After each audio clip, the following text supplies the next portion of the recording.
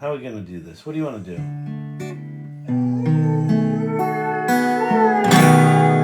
westerly direction, this car is my train. I've been driving, I've been wondering what it is I'm running from again. Feel like an 80-year-old man holding on to 29. And up ahead on that horizon is California line.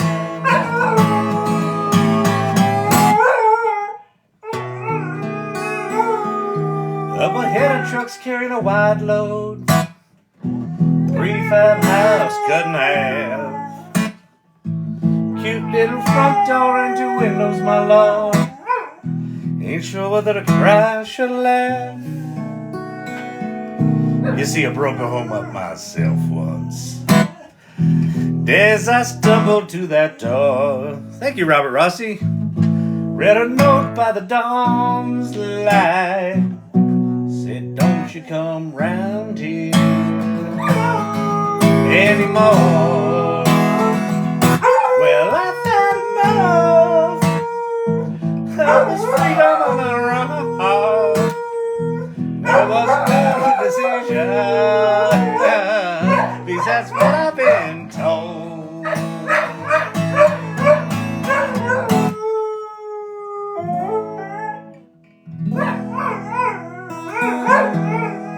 That was good. You did good.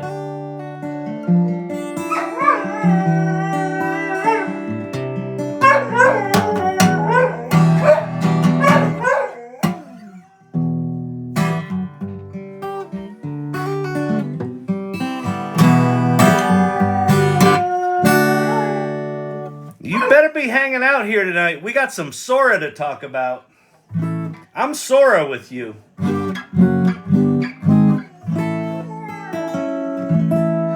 Even Sam Altman's all excited about it.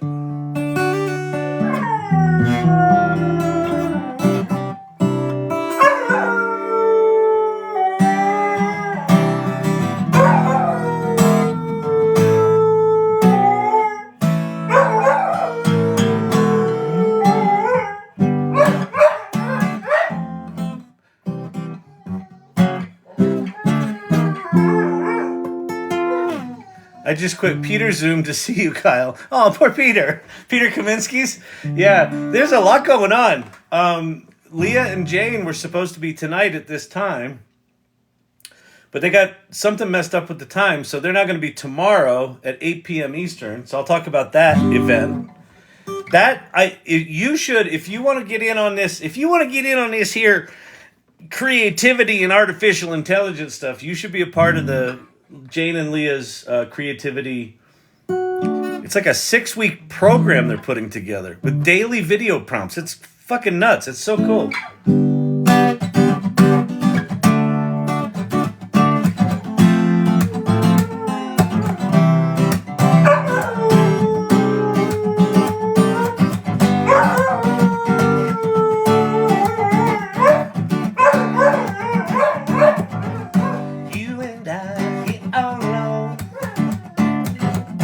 Sunday morning here at home.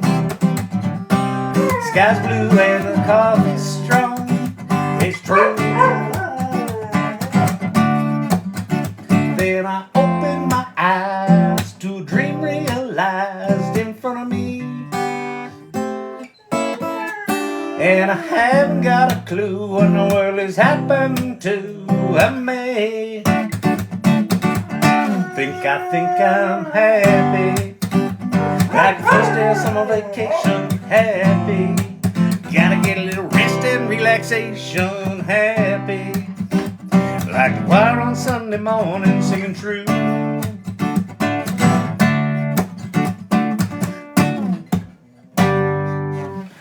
All right, champ, are you done?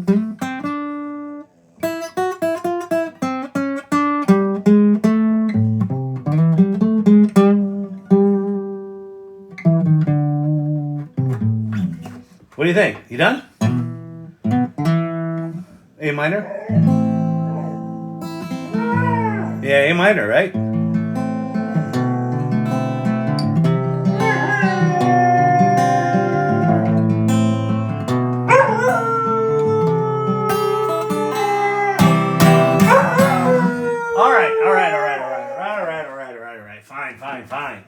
Fine, I understand. You're not getting paid overtime. He normally does half a song. He's done like two, nearly half a songs. He's exhausted. He's not the Rolling Stones, people. He can't do 3-hour tours. It's not Gilligan. That was an old people joke. See, there was this TV show. It doesn't matter. All right, listen. Welcome to the AI Learning Lab. If you haven't been here before, I'm flipping crazy. But you can make money with ChatGPT. I'm crazy. I have a crazy dog. Crazy people are in here. We call them the Irregulars. They're not regular. They're not weird. They're irregular on many levels. And they're swell. So if you see people in here like answering questions or like, steering you around or telling you what's going on, that's because they come here night after night. So I do these lives, let me count, 7 days a week for a couple hours each night. Because this AI stuff is cuckoo. And what's been interesting is I promised this community that 2024 was going to be bonkers batshit crazy. And I'll be honest with you, it's been a bit of a fucking snore. It's been a little sleepy. Until today. And it wasn't Google Gemini Ultra that did it. That fucking landed like a brick made of turds. But Google did have a really interesting... There were actually two big announcements today. And one of them was from Google, and it wasn't from Gemini Ultra, it was from Gemini Pro, which went from 1.0 to 1.5 and looks like it's really fucking good, like 1 million tokens. You can upload like long videos and it will summarize them, shit like that. So that's a big deal. And then our favorite top of the list AI company, the little company that could, OpenAI, launched a text-to-video model today, which is actually Sora!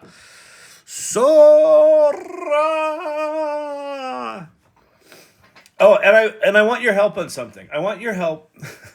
I just sent a tweet to Sam Altman, so he's doing something really cool right now. So I want you to boost something for me. Actually, well, let's go do it right now. I want to be an irregular. Detroit J. Holden, you've been showing up here. Here's the requirement of being an irregular. You just show up to this TikTok on a regular basis, and you're fucking in. But you should also join the AI Salon and go hang out in the Irregulars Club. We have a channel on the AI Salon network. And in there, we've got our own private club. So like when we're hanging out here at nights, you can share pictures and we can have inside jokes and things like that. It's really cool. So if you're not part of that, you got to be part of that. Did you make a request to Sam? I did. So here's what we're going to do. I want you to go to the site formerly known as Twitter. And all right. So Sam posted, we'd like to show you what Sora can do. So Sam Altman at Sama. So go find at Sama and then find this post. We'd like to show you what Sora can do. Please reply with captions for videos you'd like to see, and we'll start making some. So Sam is personally taking requests. It's like the AI Learning Lab. He's personally taking requests to make videos of prompts. And then he said, don't hold back on detail or difficulty. So I posted opening shots from my feature screenplay. I put me feature screenplay, but whatever, I'm Irish. Opening shots from my feature screenplay, Salmon Flying East. So fade in, exterior, Gig Harbor, Washington, docks, 1991, pre-dawn. Foggy northwest air hangs over the glassy water of the Puget Sound. Cut to a white fishing boat with blue stripes rest in a creaking slip. Interior, fishing boat cabin, docks, gig harbor following. Jack, a weathered regular, right? So the first like 4 visuals from this movie I wrote that open the movie, and then I put bonus, here's a GPT where you can play with the screenplay. So my request is, go just boost the shit out of this tweet. Let's see if we can get Sam to make this image or make this movie, this opening sequence. All right? Go. What are you waiting for? All right, here's what I want you to do. Go like retweet it or heart it or whatever the hell you do, or tag Sam. That's it. Repost it and tag Sam and like, you got to make the opening scene of this movie. And then how do I find it? Go to, here's how you find it. You go to, well, you could go search for go to @KyleShannon.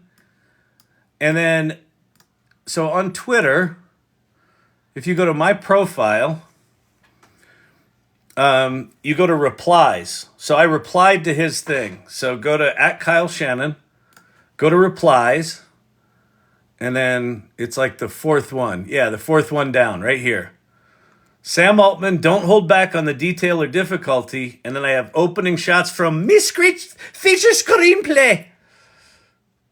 All right? And yeah, exactly. Heart it. Repost it. Tag Sama. @Sama. Go. Altman's going to be like, the fuck is all these people tweeting this stupid tweet with a fragment of a screenplay? All right. Did you find it? Everybody find it? So here's what I want you to do. Go there, do that, give it lovin', and then come back here and tap the screen. Show me the hearts. We'll get some lovin' going here. And then I'll tell you what the hell this channel's all about. Listen, here's what's important. All of the self-serving stuff for me personally has to go first. All right? It's just the way it is. This is about me, people. It's not about you, okay? I know I've said I appreciate you in the past. It was all a ruse. It was all for this moment. I want my tweet tweeted to Sama. What did I miss? Oh, Cavruno.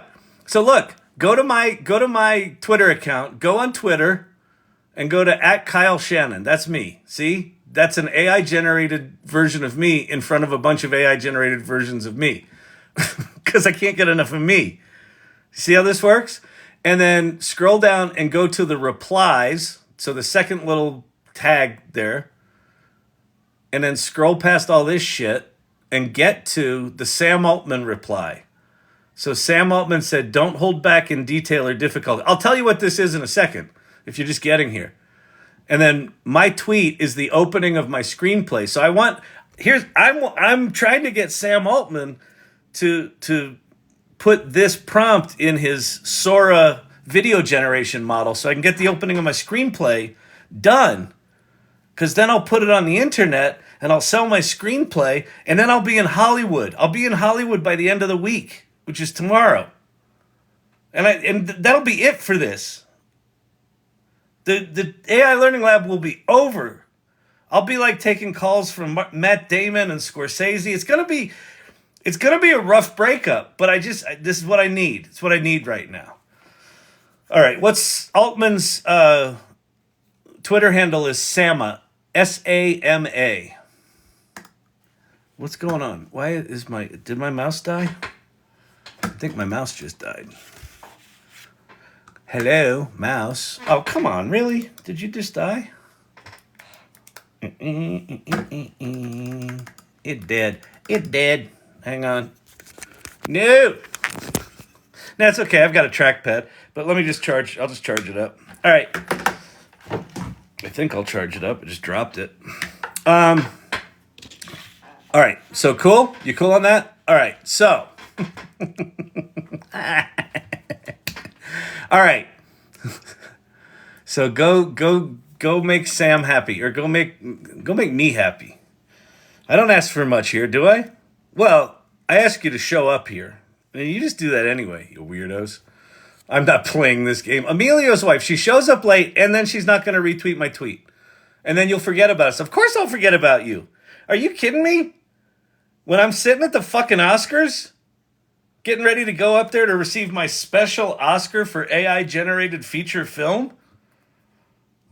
You think I'm going to talk to you people? You don't know anything about how this world works, do you? It's so sad. Then we're not playing this game. I can't find your tweet. It's been a while since I've used X. Go to @KyleShannon.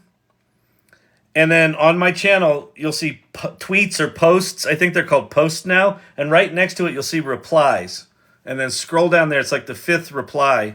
And I'm replying to Sam Altman. No, not doing it. Oh, Forever Hooked. It's so petty. After all I've given to you. The depth of generosity from this channel. And I can't get one little feature film made? I don't understand you people.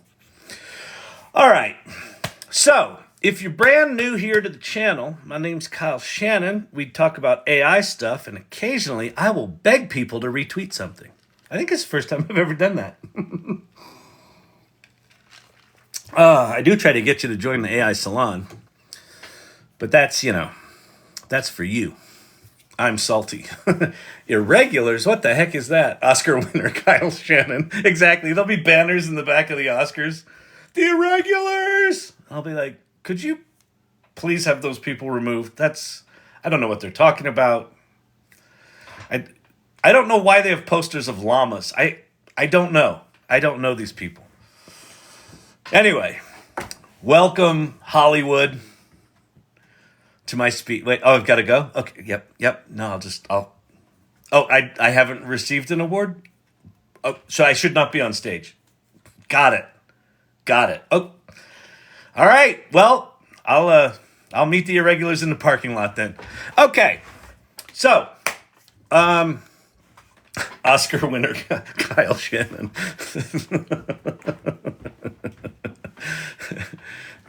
I don't know. You know what? Maybe if media keeps being weird, maybe at some point the AI Learning Lab wins some sort of special Emmy for television innovation.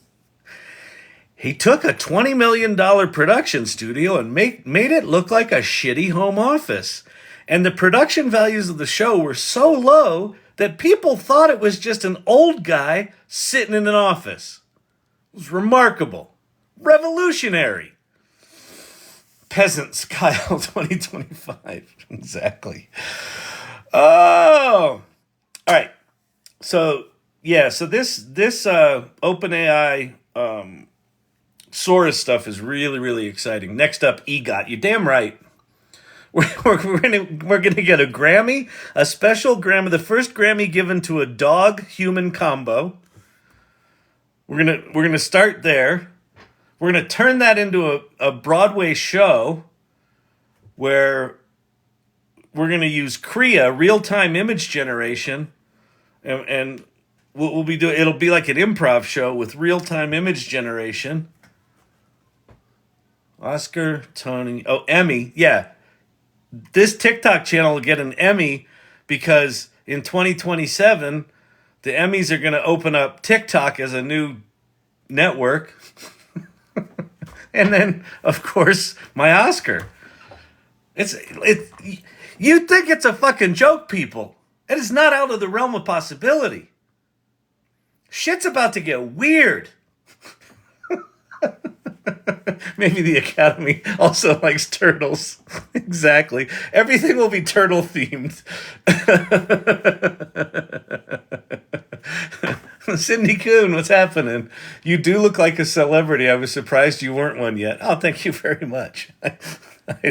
I don't know which level of celebrity. D, CD, D-list celebrity. One of my favorites was someone said, I was scrolling through TikTok and I thought Alec Baldwin got fat, so I stopped. I'm like, nice, that's solid. That's a good troll. Whew. All right. Oh, man. You'll get to use Alex Baldwin for your stand-in. Yeah, exactly. He can be my stunt double, my body double. Corey Sandler Pottery. Can you summarize what Sora is? I missed the beginning. Yes, I will. I'm going to go through the announcement in detail. And then I'm going to go to Twitter and show you some of the stuff that Sam Altman's doing. People are giving him prompts. Kyle, is the coffee with la leche? It is with la leche. It's tasty. All right, let's get, so here's the deal. If you have questions about AI, pop them in the comments below. We've got mods in here who will pin things. I want an animation eventually of Orange Head and Frank the Hot Dog. be like an Adult Swim show. I know, Jim, I should probably take that shit more seriously. There's something about Frank that's he just cracks me the hell up. If you don't know Frank, by the way, we'll show you a little bit of Frank. Here's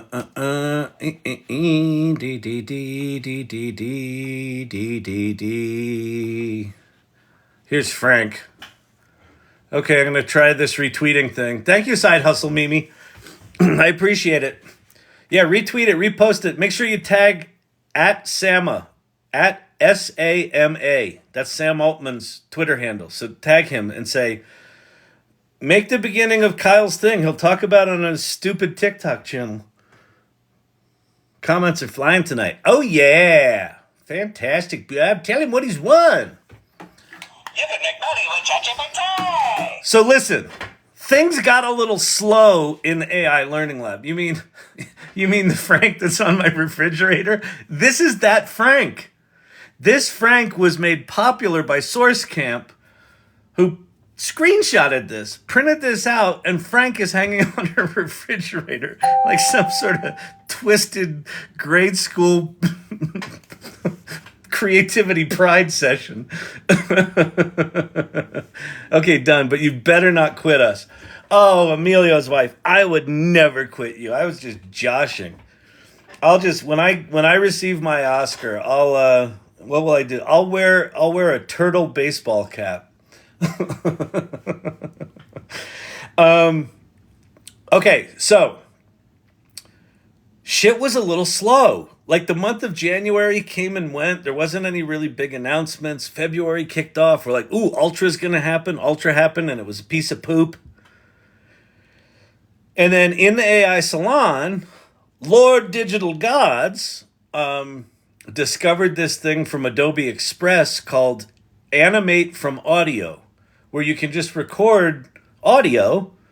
You pick a character, which are just these horribly illustrated characters, and then you pick a background. It's like Windows 95 fucking clip art. But anyway, it's fine. They're cute. They're cutish. You pick a character, you pick a background, and then you pick an aspect ratio. Like, do you want it for TikTok? Do you want it wide? Whatever you want. And then you talk. And then it does a little processing, and it makes a thing. So, there was nothing going on. We didn't have anything going on. So we made this. I put the Twitter link in show and tell. Oh, cool. Okay. So I'll point people there as well. Thanks, Danielle. That's great. But we've got to get them to meet Frank first. So this was the second of these characters that I did. The first one was a very dull pencil, and this was Frank. So I come down to the field to play the game, and they're like, hey, Frank, what are you doing? I'm like, I'm here for the game. They're like, Frank, it's Thursday. There's no game today. I'm like, you gotta be fucking kidding me. There's no game today. I'm ready for the game. They're like, Frank, you look fucking delicious. I'm like, hey, back up. Hey, whoa, fella. Get your hands off my bun. Oh, my goodness. So I leave. I go down to the Piggly Wiggly there. I get myself a soda. I come back. They're like, Frank, we got an issue. Like, what's that? It's like, Tommy's here. Oh, okay. What do you mean Tommy's here? Yeah, Tommy's here. Well, what's going on with Tommy? Tommy's hungry. Oh, no.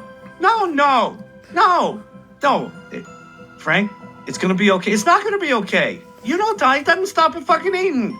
Oh, Tommy, no. Oh, God. That's it. It's stupid. So this is how we were entertaining ourselves for like, this is a couple of nights. So, but now we have actual entertainment. Okay, so let me go show you what the hell's going on. Well, should I? Yeah, you know what? Let me. Okay. First thing we're gonna do a little something here.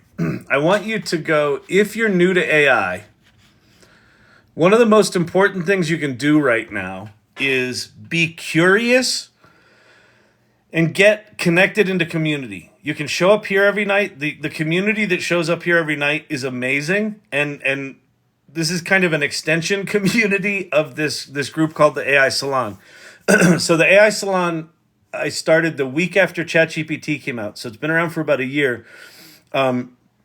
We just launched our web community, our web-based community platform, like 3 months ago, and we're up to almost 1,200 members.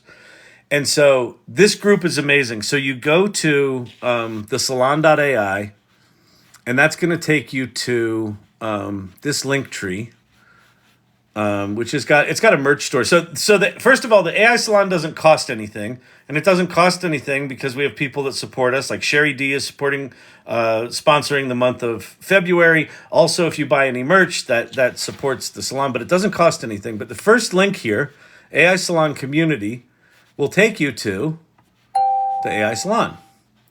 And it should drop you right into this page. So welcome to the AI Salon. And my request, if this sounds interesting to you, this is kind of like, if you're that person in your life that you're like, I think this AI stuff's really cool, but everyone I talk to about it's like, could you shut up about AI? I don't want to hear about your stupid AI. What's this AI thing? Aren't the robots going to kill us? It's stealing. Isn't it thievery? It's the world's largest plagiarism engine. Meh, meh, meh, meh. If you're tired of hearing people like that in your life, this group's the opposite of that. This group is like AI enthusiasts, people who are choosing to be on this adventure together and understand that nobody knows what's going on. So there's like a real camaraderie and enthusiasm to learn. And it's a remarkable group. And so what I would love for you to do is read about who we are, why we do what we do, how we do it. And then I really want you to look at the values of the community, because this is who this community already is. And as it grows, I don't want to lose this. So the people in here are curious. Curiosity is one of the values. They're also generous, meaning they learn something and you're like, oh, how did you do that? And they're like, oh, I did it like this and I did it like that. And like, just people are helping one another. New people come in and introduce themselves. They're like, oh, welcome. You should go check out this. Go check out that. Exploration is one of the values. People in here are adventurous. They're like choosing to be on this adventure. They're choosing to figure it out. When something like Sora comes out, this new OpenAI video model, this group is like on it. They're like, oh, there's a new thing. Go look. Is that as big a deal as I think it is? Oh, shit. What do we do? Oh, no, it's not that big a deal. Oh, yeah, it's big. Oh, yeah. It's like that. Collaboration is one of the values. Like a lot of people in here starting things together, doing workshops together. We have guilds now, so we have guilds, and the guilds are now starting to do mashups. I'm going to talk about one of those tonight. From the art and the writing guild are getting together to do like a 6-week creativity workshop that you should absolutely do. Inclusion is one of the values. Like, people are coming from everywhere. Everyone's going to be impacted by AI.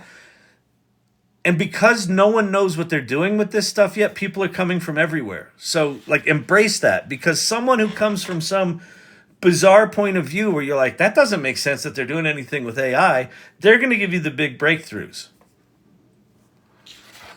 Check out a dude named Jim Ross, who I think's in here tonight. I saw you earlier. I don't know if you're still here.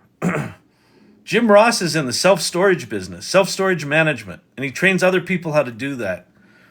He started using ChatGPT the week it came out. This is a guy that's just like, every time there's a new tool, he's like, I'll try it. He's like, I'll put it out there.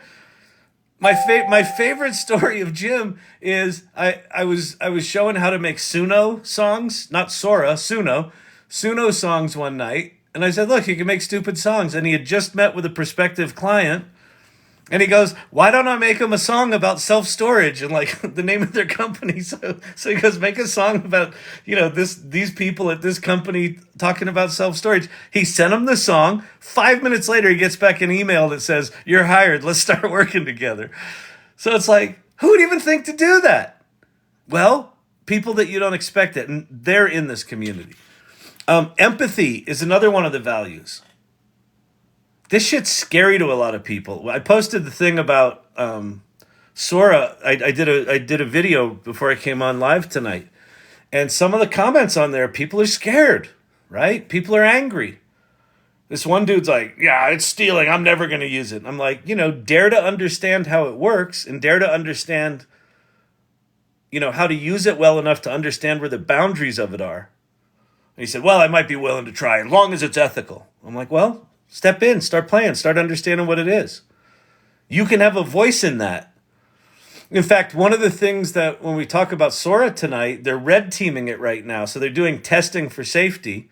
But they're also they're giving access to it to creative professionals in the film industry because they want input from them. And so that guy, instead of just bitching and complaining, if he got involved, could actually have a voice in the future direction of that. Like, that's how early we are with this stuff. So anyway, have empathy for people. Understand that people are in a lot of different places with this. And the final one is gratitude. This is our newest value. We just added it like a week ago. Thanks to Danielle, who's in here. Be not afraid. It was her idea, and I think it's a really good one. It's like, just explicitly put it out there. You know what? We should acknowledge one another more. Even if we're generous, right? And so what we wrote here is, we believe gratitude is a practice. Gratitude is not just a feeling, but an action.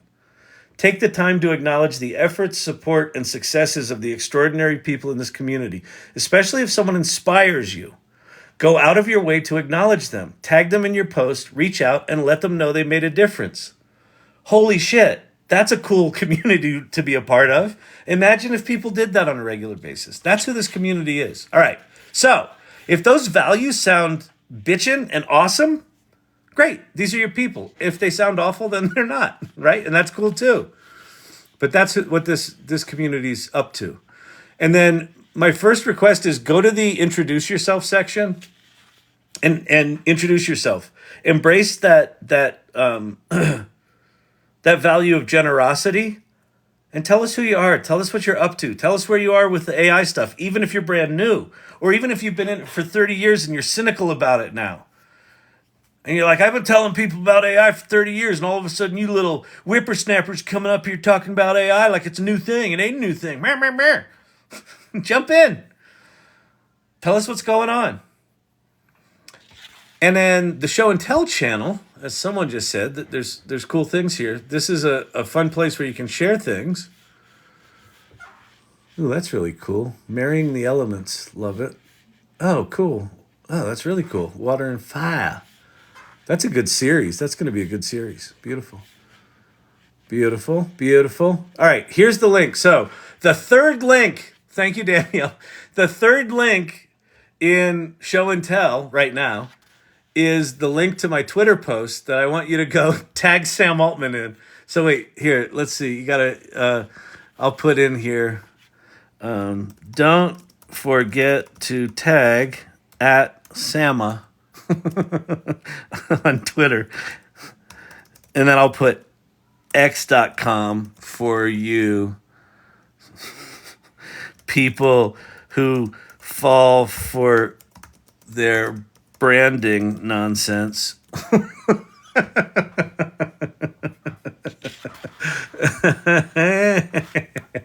right. So go do that. And then maybe Sam will make the first scene of my screenplay. The other thing to pay attention to here at the salon is there's a news channel. There's also AI tools and resources. This list is where you should start. Like if you're brand new with AI and you're like, but Kyle, I don't even know where to start. I hate to break it to you, Kyle, but I'm not very computer literate. I don't know how to use the TikTok. How do you turn this thing off? If you like that, it's okay. Here's where you start. You go to chat.openai.com. You start with ChatGPT. And you can start with the free version. There's it does enough that if you haven't used a large language model before, just start playing with it and watch what it does. And just your mind will be blown. Hopefully you'll have your first, what we call your Kevin McAllister moment. Remember Home Alone? And then if you can afford it, pay the $20 for ChatGPT Plus. Why? Because It is the best deal in software right now, and Sama is not paying me to say that. He doesn't even know I exist. Well, you might know now. Now that you've been tagging him, I'm a dumb tweet. But he don't know nothing. I don't make any money if you go buy $20 a month there. But then below that are a bunch of. Is this working yet? Where? Okay, connected. Yeah, he's back. Okay, mouse is back. Good. Okay. This is also a list of other things to check out. Other large language models. Claude, Gemini Advanced, Perplexity AI, Microsoft Copilot, specialty LLMs, Pi, Grok, Llama 2, Poe, image creation, DALL-E 3, Midjourney, Kriya. Did you see the Midjourney 6 text thing? The text that Midjourney 6 can do? I did a post about that on LinkedIn today. I thought that was the big news of the day. And then Gemini Pro 1.5 dropped, and then OpenAI Sora dropped. So it was a big day. And then there's video creation tools in there. I will add in parentheticals OpenAI Sora at some point here. Then there's audio tools, 3D tools, and then there's people to follow. So if you're just getting started, what I can promise you about this list, I personally maintain this list. There's no bullshit on this list. There's nothing here that will waste your time. There's nothing here where it's like ridiculously like, I don't know. It's not overly janky. It's not overly, expensive. A lot of these have free tiers. Some don't, but most do. But none of these will waste your time. Irregulars, new image. Let's go check. Okay, so then let's keep talking about this. Let's keep going down. I'm going to come back to guilds, because we're going to talk about a specific one. But if you go past the guilds, which the guilds are really cool, and go to clubs, there's this club called AILL Irregulars. That's us. We have our own club. Corey Sandler. Ooh, wow. This was the prompt. Create an image of beautiful spirals, fractals. God, that's gorgeous. Unbelievable. Remember in the 90s when like fractals first hit the scenes and you could get the mathematical formulas and you could put them into programs and it would like draw the fractals? And now you can just ask for like an incredibly sophisticated an image of beautiful spirals, fractals, metal filigree, waves, rain, and it just makes that shit. I'm telling you, man, we're just in such a different era. Good, that's gorgeous. Oh, by the way, so this is Corey Sandler. So on TikTok, at Corey Sandler Pottery, follow her. She's remarkable. She does pottery, which is beautiful, but she like generously just shows you working in her studio. And then she sings. And then she talks and cooks. And now she's a flippin' GPT developer. She's out there making GPTs. And she'll show you how she uses these AI tools. And it's fascinating watching an artist embrace these tools and see what they do with it. And she's one to watch. You'll learn a lot. You'll learn a lot from her. Ooh, that's nice, Cam. So much going on today. Yeah, exactly. We don't have enough eyes, do we? Gorgeous, gorgeous, gorgeous. There I am. Look at me winning my Oscar, my turtle infused Oscar. Very nice. I'm pretty sure that's Alec Baldwin, but that's all right. These were Corey Sandler too? Yeah, the circus ones, really cool. Sora, Sora, Sora, Sora, Sora. The Irregulars. You wish it would be like that. Although, hey, you never know, man. Maybe this becomes the thing that goes up on the marquee. Why not? Nice. Thanks, Sam, Champy, and the Irregulars. That's me. That's good. Yeah, exactly. After I'm a Hollywood bigwig, you know, I'm just gonna be eating barbecue like breakfast, lunch, and dinner. That's totally what I'm gonna look like.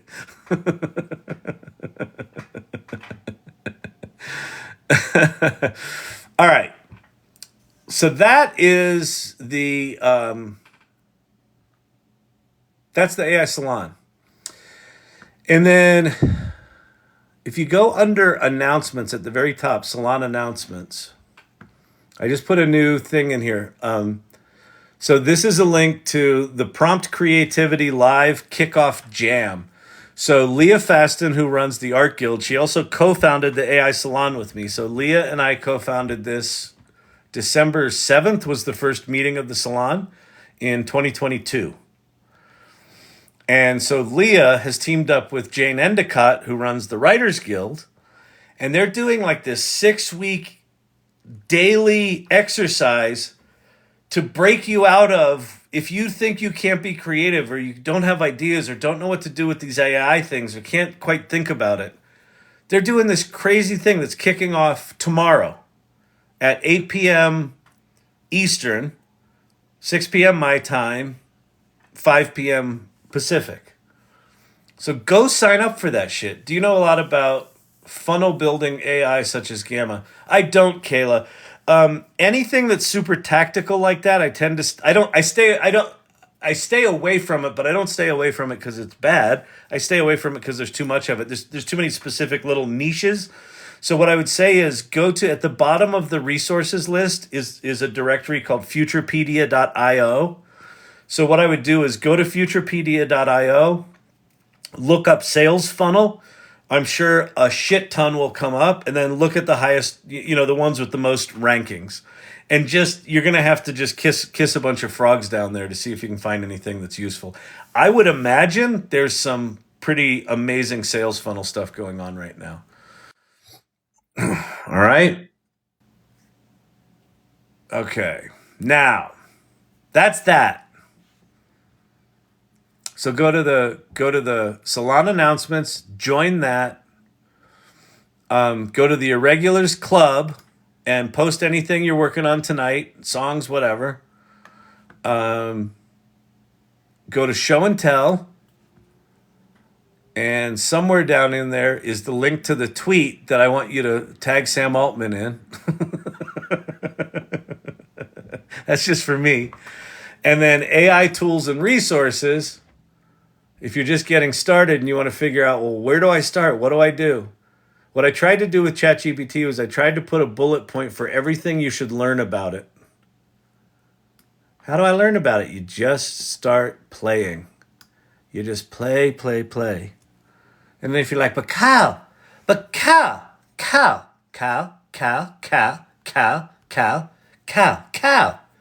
how do I make money? Don't think about that right now. You can make money with ChatGPT. It's not from these buttheads that make those videos. I can promise you that. They're making money by getting you to pay them to tell you how to make money with ChatGPT for a course that they probably made with ChatGPT. That's how they're making their money. It is not with ChatGPT. All right. My live stopped playing in the background just now. Going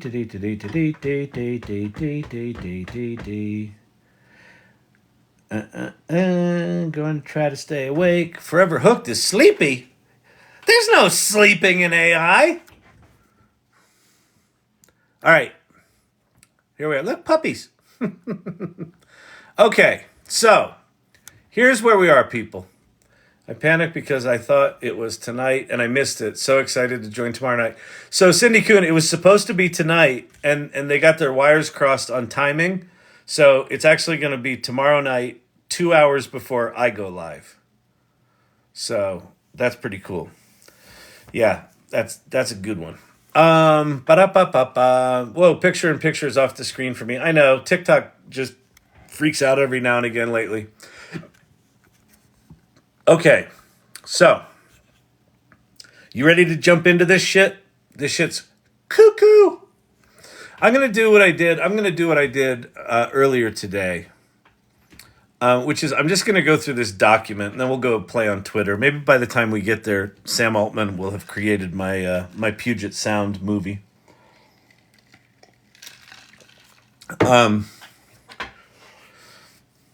Okay, so if you want to follow along, if you want to play along, you don't have to wait for me. Go to openai.com/SORA. Sora. SORA. And that's the site I'm on. And so I'm going to read through this. I'm going to show you all the videos. I'm going to talk about stuff. I'm happy to answer any questions. First question I'll answer. This is not accessible right now. It's in red teaming, which basically means they're doing safety testing. And they're also giving it to a handful of creative people to test and sort of figure out, like, what are the implications of this for the creative industry, because I think they're pretty profound. There's also some hints in what they're saying here that I think are pretty crazy. This, for me, this is the first shoe to drop in 2024 that is proof that shit's going to get weird pretty quick.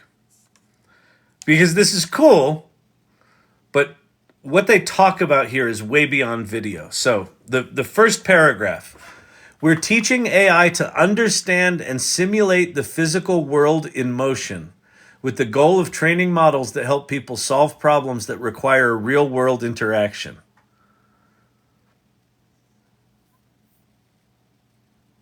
That didn't say anything about video. We're teaching the AI, teaching AI to understand and simulate the physical world in motion with the goal of training models that help people solve problems that require real-world interaction. That's a big fucking... That's not, we made a cool video tool. What you'll see as we go through this is the reason the video is so good is that the model understands the physical world context that the objects are interacting with, which is mind-blowing. If you understand how diffusion models work, it's like, holy crap. All right, so after that little provocative opening, then they get to introducing Sora. So we're trying to figure out how the world works, and we're training AI models to do that shit. Oh, and by the way, here's a cute little video tool. Our text-to-video model. Sora can generate videos up to a minute long while maintaining visual quality and adherence to the user's prompt. To put that in context, the state-of-the-art as of today, Runway ML and Pika Labs let you render 4 seconds of video. This is up to a minute. Very rarely in even a feature film do you have a segment that's longer than a minute, right? You're usually cutting, but it's usually longer than 4 seconds. So you can have a minute of video generated from a single prompt here. Okay, so let's go look at some of these things. I'm going to read the prompts. The first one you've probably seen if you've been paying attention at all today. So this is... the prompt here says, a stylish woman walks down a Tokyo street filled with warm glowing neon and animated by city signage. She wears a black leather jacket, a long red dress, black boots, carries a black purse. She wears sunglasses and red lipstick. She's walking confidently and casually. The street is damp and reflective, creating a mirror effect of the colorful lights. Now watch. See that cut right there? That's not an edit of a separate generation.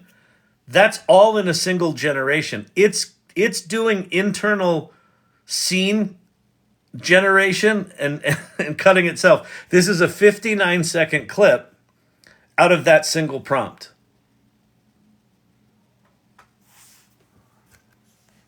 Bonkers. And then the cool thing about this site is every one of these little sections, this is a carousel. So there's 9 videos here. So that was the first one.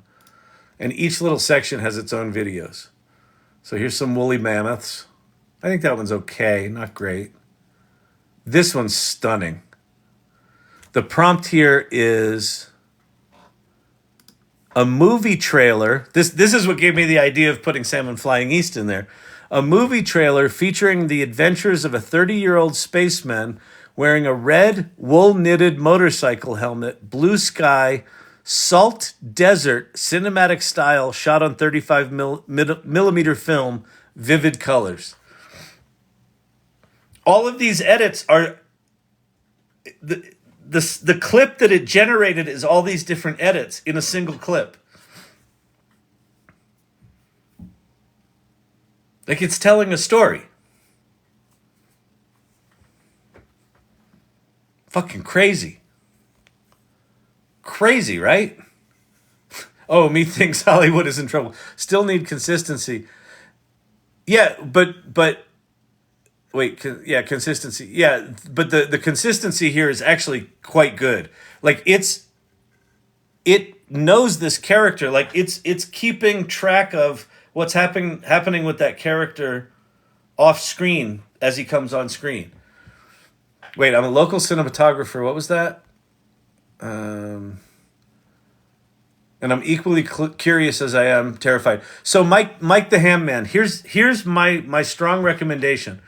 Absolutely, feel the fear, but jump in and start playing. You can't play with this now, but if you're not playing with Runway ML and Pika and all that sort of stuff, start playing with the AI video generation tools, so that it just becomes another tool in your arsenal, right? That you can pick up a red 4K camera, and you can pick up one of these tools, and you can mix those together, right? Storytelling is still storytelling. You choosing how to prompt this and how to put these things together and understanding which tools to use where and which ones are valuable and which ones aren't, that will be every bit as much a skill as your current skill of being able to choose a lens, do color grading, all the stuff that you've learned to do in your current craft. This is just going to be another set of tools. So I would say lean into it. Someone pinned Pate's thing there. I didn't see it. So if you can repin that. Mike the Ham Man. Oh, I definitely am. Lol. Great. Awesome. Yeah. Good. Yeah, jump in. Okay. So that's that one. I thought that one, this one in particular, I thought was really impressive.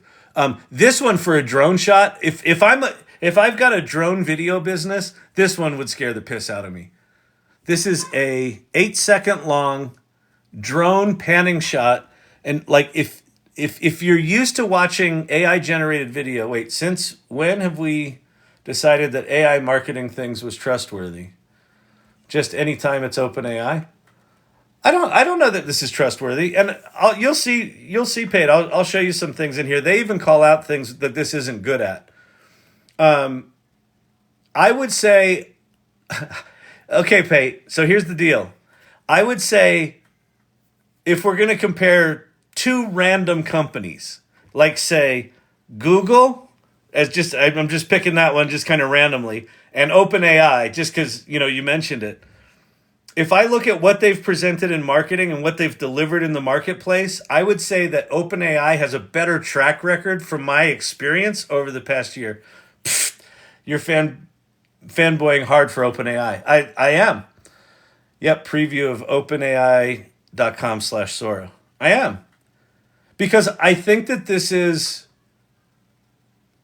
well, particularly with how they're talking about why it's as good as it is, I'm reading between the lines and assuming that there's a hell of a lot more underneath this.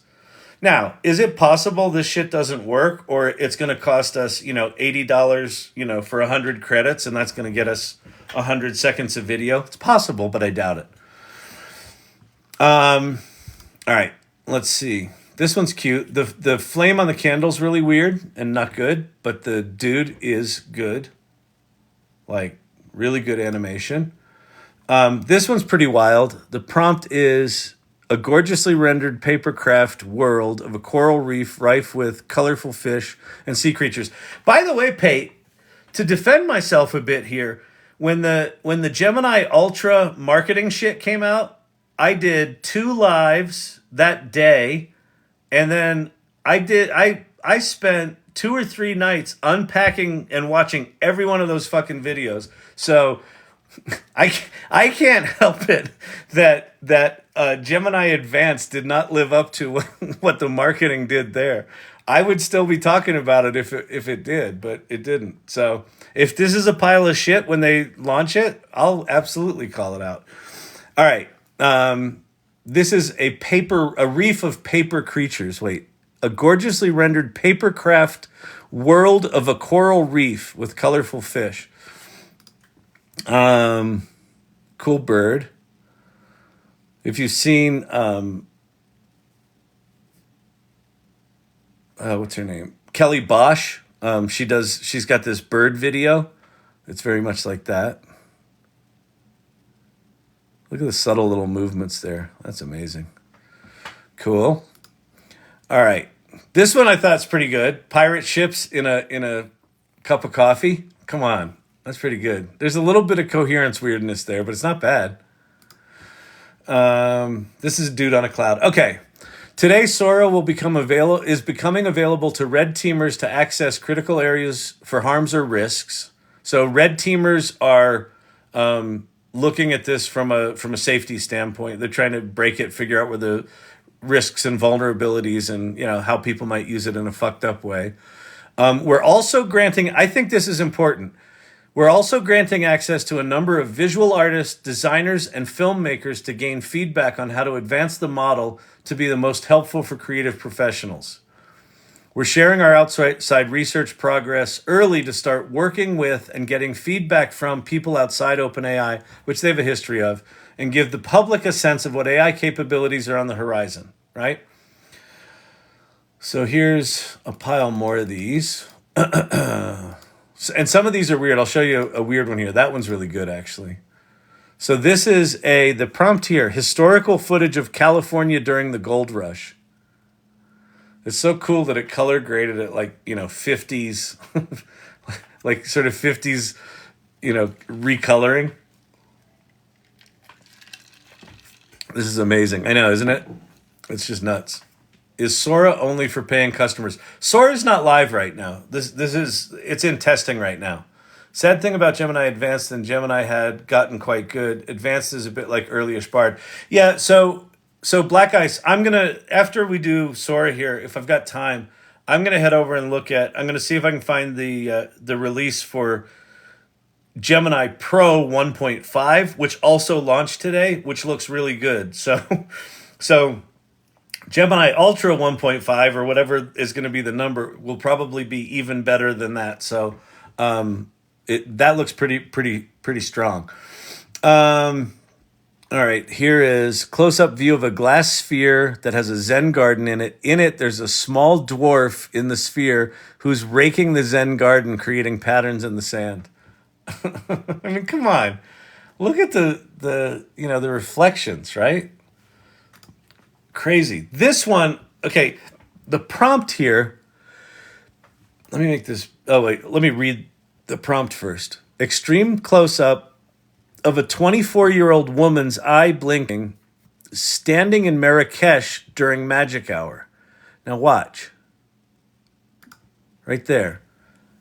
That's the reflection of Marrakesh at golden hour in her eye. I'm like, holy shit.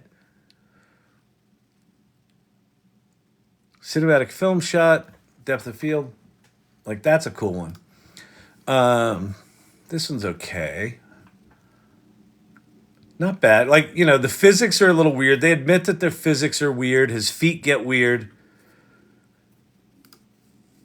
This one's a beautiful homemade video showing people of Lagos, Nigeria in the year 2056, shot with a mobile phone camera. A little bit of jankiness in that one, but it's not bad.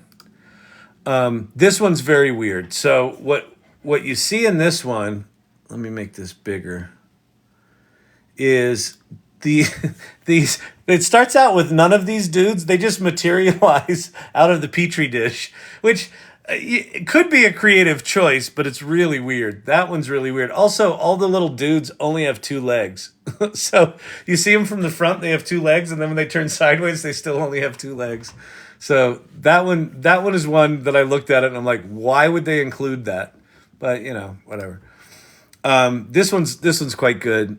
The camera rotates around a large stack of vintage television showing different programs, 1950s sci-fi movies, horror movies, news, static, a 1970s sitcom, etc. Set inside, I think it's a New York City museum. Yeah, a large New York museum gallery, right? So you're in kind of this museum space. It's, some of them are off, some of them are on, some of them are static, some of them are horror flicks. I mean, it's like the prompt coherence here is pretty tight. I think this one looks dumb, so we'll go past it.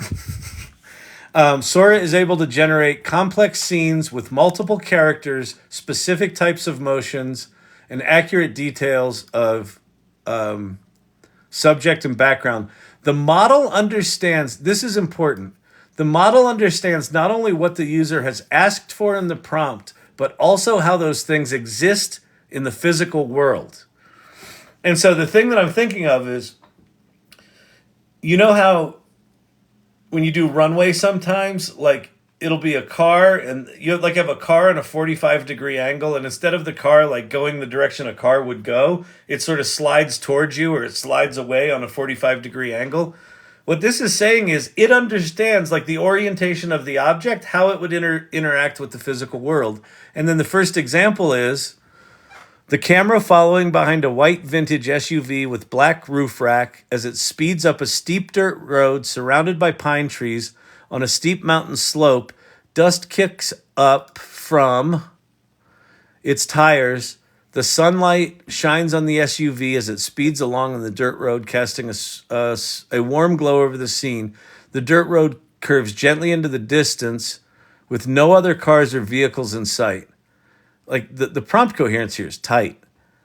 The trees on the other side of the road are redwoods with patches of greenery scattered throughout.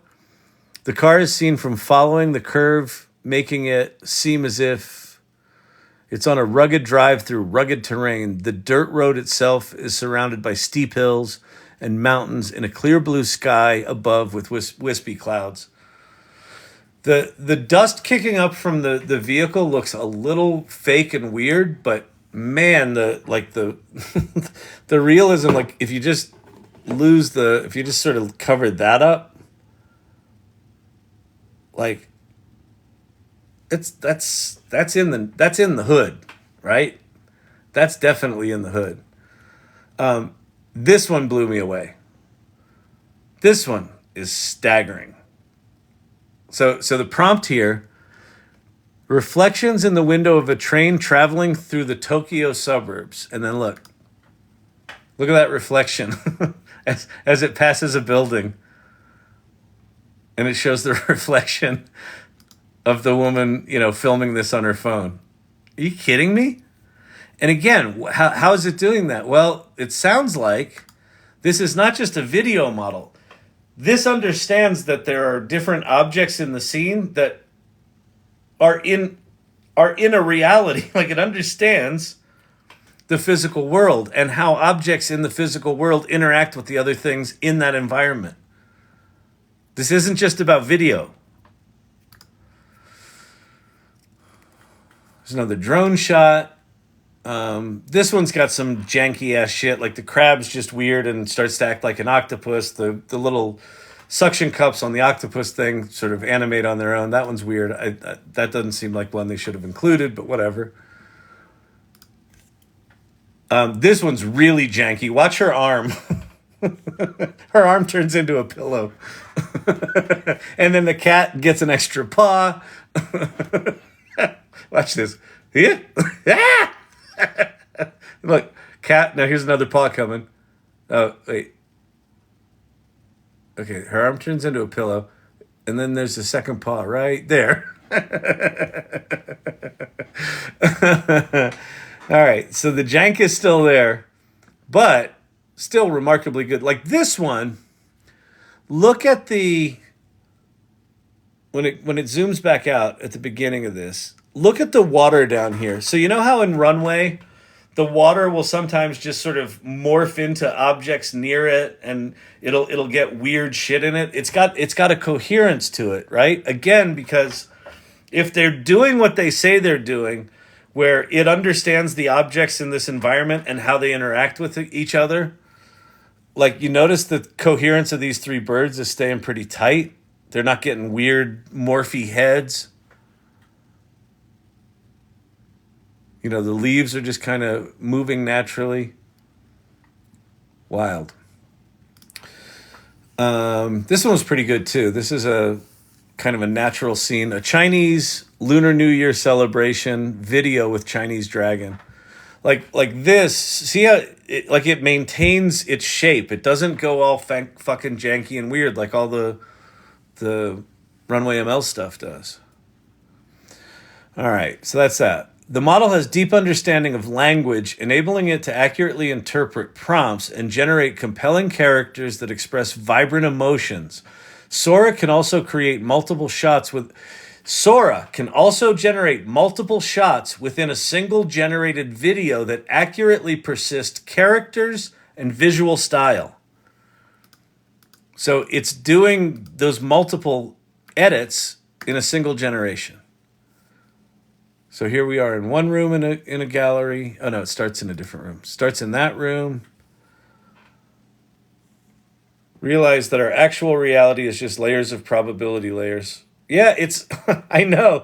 101. It's weird. We're getting into weirdness. I told you 2024. Yeah, GPT-4 is best understood as a preview. That's right, Dr. Bod.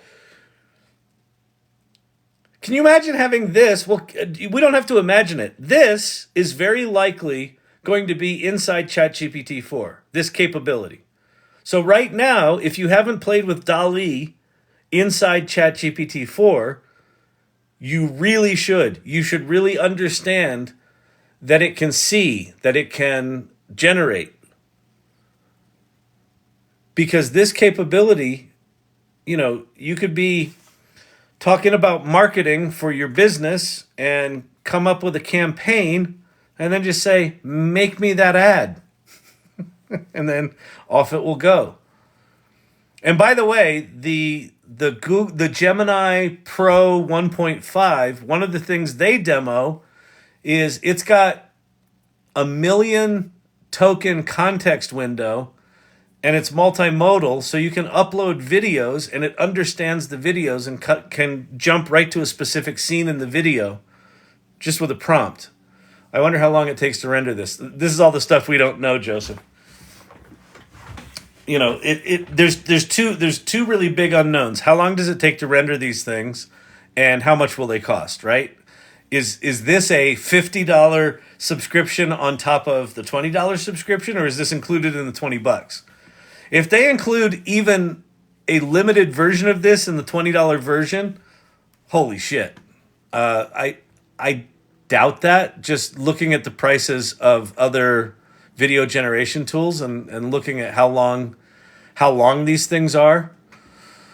I would think that they're going to be expensive. This one blows me away. Like the coherence here. Look at the legs. You know how legs are in Runway, where the legs look like they're just floating and morphing, and then there's a third leg. This, unless you look for really subtle, specific things,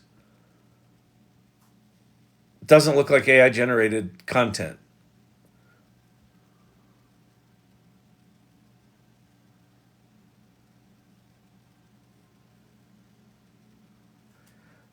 Like there's a weirdness where she's above this awning, and then as they walk, like there's other stands underneath that awning. Like now it's an appropriate height, right? There's some weird subtle things, but if you weren't looking for it, right? If you weren't paying tight attention, this one's pretty good. It's a little underwhelming, but the coherence there is beautiful. Camera movement's interesting. This one, I love the prompt on this one. The story of a robot's life in a cyberpunk setting. So it's maintaining the coherence of that character, putting it in different settings, but it's all in a cyberpunk environments. 3 different scenes as one generation, a 19-second clip with 3 different scenes in it. The humans are too big. Where, in this one?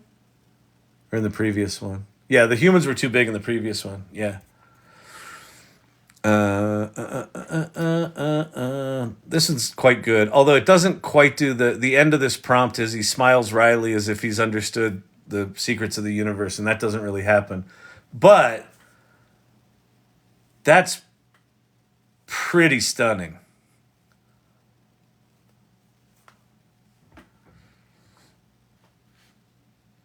That one's janky. That one's janky. This one's a little weird. The snow's a little weird, but other than that, like I could see this on a Purina dog chow commercial, right? You cut to the puppies frolicking in the snow.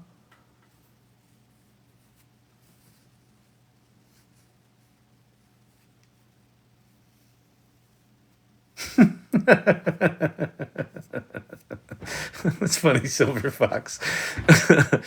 My current model. Okay. The current model has weaknesses. So this is and Pate. I think there's a lesson here for any company doing marketing things. So they showed you a bunch of cool stuff.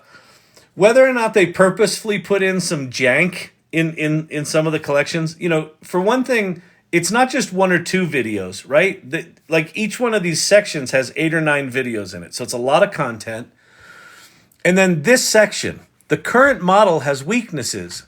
It may struggle with accurately simulating the physics of a complex scene and may not understand specific instances of cause and effect. For example, a person might take a bite out of a cookie, but afterward the cookie might not have the bite mark. The model also confuses spatial details of a prompt, for example, mixing up left and right, and may struggle with precise descriptions of events that take place over time, like following a specific camera trajectory. And then they give you examples of it, right? So this guy's on a treadmill, and then the treadmill is like moving like a car, right? Like it's weird. And then they actually put in here weakness. Sora sometimes creates physically implausible motion. So they're actually calling out the weaknesses of the model, which I think is a good call. This one's just weird. This is kind of like those other things. Look at all the puppies just spontaneously generating out of one another. And it says weakness. Animals or people can spontaneously appear, especially in scenes containing multiple entities. Right? That's just trippy, but they call it out as that's a weakness. This one's wild. So that bounces, that looks good. And then it goes in here and it explodes, and then boom, and then just another ball shows up, right? So prompt is basketball through hoop, then explodes. Weakness, an example of inaccurate physics modeling and unnatural object morphing. Right? So that one's weird. This one's super trippy. So there's a thing that's sort of like oh no, it's a chair. And then they're trying to carry it. Now it's just floating on its own. Oh my God, it's haunted. The weakness. In this example, Sora fails to model the chair as a rigid object, leading to inaccurate physical interactions. You think? It's like a fucking ghost. And then this one, she's just weird. She goes to blow out the candles and like is not in the same neighborhood. Although I've been at birthday parties where people could not figure out how to blow out candles, so I don't think this one's that far off. Simulating complex interactions between objects and multiple characters is often challenging for the model, sometimes resulting in humorous generations.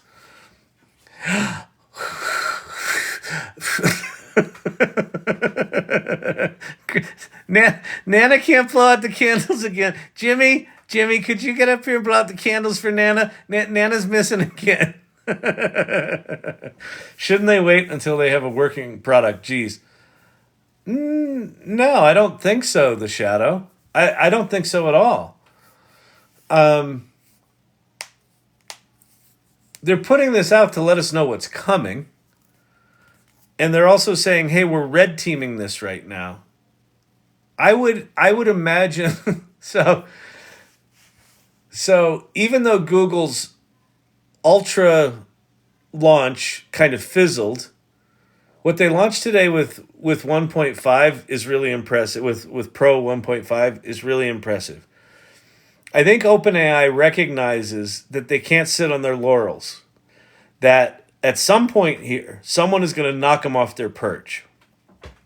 And so by previewing this, it keeps them in the catbird's seat to say, you all have no idea what's coming, right? Like Sam Altman can say it all he wants, that ChatGPT 4 is best understood as a preview. Progress here is not linear. By releasing this, we start to get a sense of what the fuck he's talking about. So, all right, so that's that. Okay, safety. We'll be taking several important safety steps ahead of making Sora available in OpenAI's products. We are working with red teamers, domain experts in areas like misinformation, hateful content, and bias, and will be adversarially testing the model.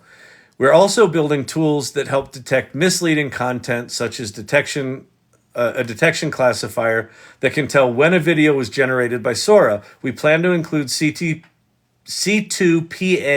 metadata in the future if we deploy the model in an OpenAI product, right? So it'll have watermarking in it based on that standard, which it links to.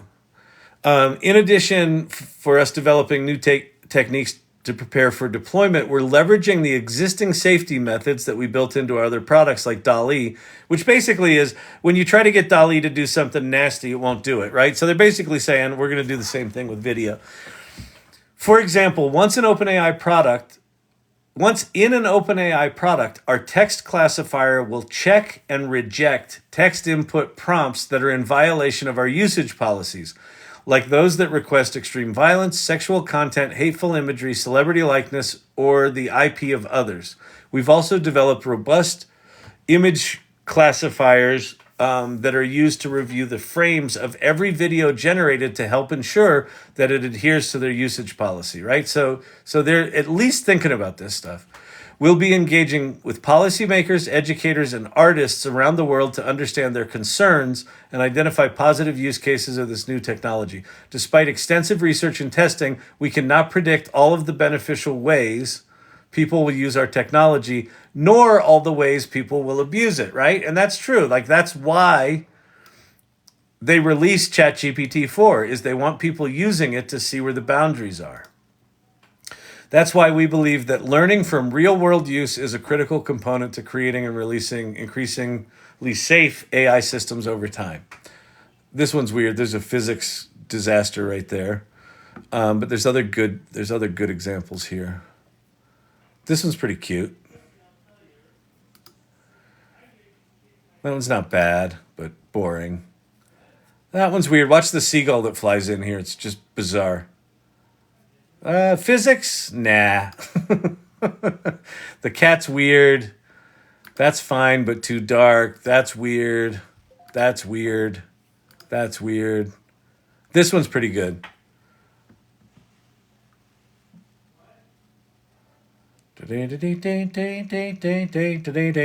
Research techniques. This is geeky but important. Sora is a diffusion model which generates a video by starting off with one that looks like static noise and gradually transforms it by removing the noise over many steps, right? Just like diffusion models create images. Same technology. Sora is capable of generating entire videos all at once or extending generated videos to make them longer. By giving the model foresight of many frames at a time, we've solved a challenging problem of making sure a subject stays the same even if it goes out of view temporarily. Similar to the GPT model, Sora uses transformer architecture, unlocking superior scaling performances. We represent videos and images. So this starts to get into some of the technical stuff that more technical folks will understand. We represent videos and images as collections of smaller units of data called patches, each of which is akin to a token in GPT. By unifying how we represent data, we can train diffusion transformers on a wider range of visual data than was possible before, spanning different durations, resolutions, and aspect ratios. Don't quite know what it means, but it basically sounds like they're taking a modular approach to how they assemble this stuff. And then it says Sora builds on past research in DALL-E and GPT models. It uses recaptioning technique from DALL-E 3, which involves generating highly description captions for the visual training data. So this is where it writes its own prompts. So basically, you're going to write a prompt, it's going to rewrite it so that it's confident it'll do something good for you. As a result, the model is able to follow the user's text instructions in the generated video more faithfully. In addition to being able to generate a video solely from text instructions, the model is able to take an existing still image and generate a video from it. We would expect that. Animating the image's contents with accuracy and attention to small detail. The model can also take an existing video and extend it or fill in missing frames. Learn more in our technical paper coming later today, which I haven't seen yet, but it's probably out by now. Sora served... Okay, the last sentence here. Sora serves as a foundation for models that can understand and simulate the real world. That sentence right there. Sora serves as a foundation for models that can understand and simulate the real world, a capability we believe will be an important milestone for achieving AGI. This isn't just about video. Video's just the most simple expression of what they're talking about in that last sentence.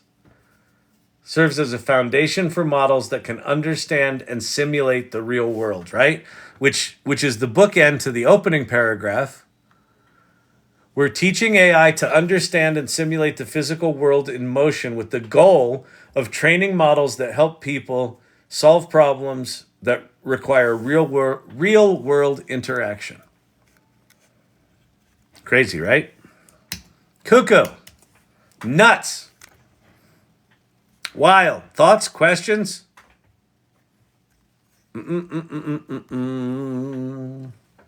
She's blowing crumbs off the table. Someone has a grandma. Imagine people with augmented reality, AR-generated faces they wear that AI generate live and alter. You will always be happy. This is one of the things that we're getting into weird territory here. Like, imagine the endorphin rush. Like, we get endorphin. One of the reasons these lives are fun is if I flip over to the AI Salon and go to the AI Irregulars channel, I can flip down through these images. Look, now starring Sora. There's a TV accepting an Oscar. There's a big movie camera that's called Sora. Like, there's a bunch of things in here where people are in real time, putting up images that are in response to this conversation, right? There's like this endorphin rush of like, oh, I can make that image. Let me share it. Let me connect it. Let me put it in the world. Imagine the endorphin rush of being able to speak a movie into existence.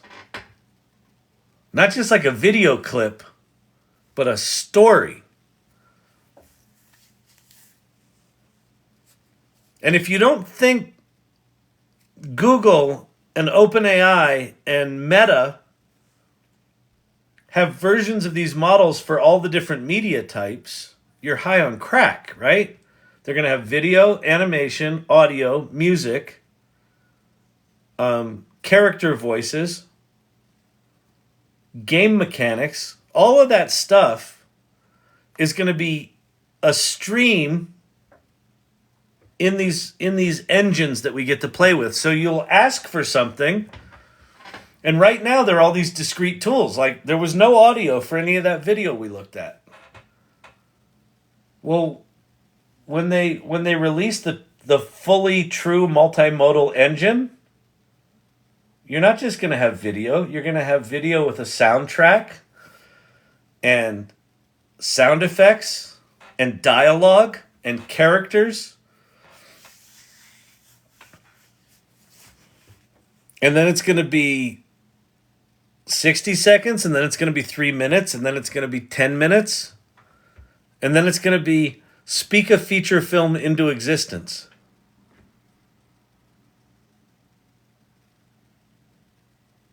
And do you remember if you're old enough, there's a bunch of, olden timey types in here. Remember the early days, well, not, I guess, remember the middle days of the CD-ROM era, where there were a lot of these CD-ROMs that had multiple pathways, right? There were choose your own adventure, where you'd get to a certain point in the movie, then you could choose a different pre-scripted, pre-rendered path, right? Well, imagine saying, I want to watch a rom-com that's got these kind of characters in it, and one of them collects turtles, and one of them's a llama farmer.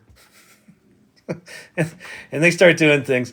And you're watching it, you're like, I'm kind of bored. And you just go, yeah, let's have this take a darker turn. Let's have this turn into a thriller. And then it just shifts. Like, we are not like a decade away from that. We're like 18 months to 3 years away from that.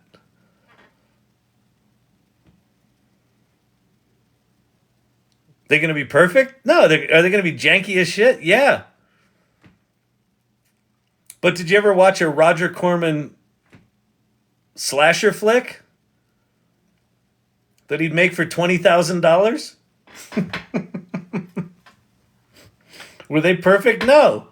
Were some of them hits? Yes. It's going to be like that. When I remember my dreams after I wake up, I can create a video of it.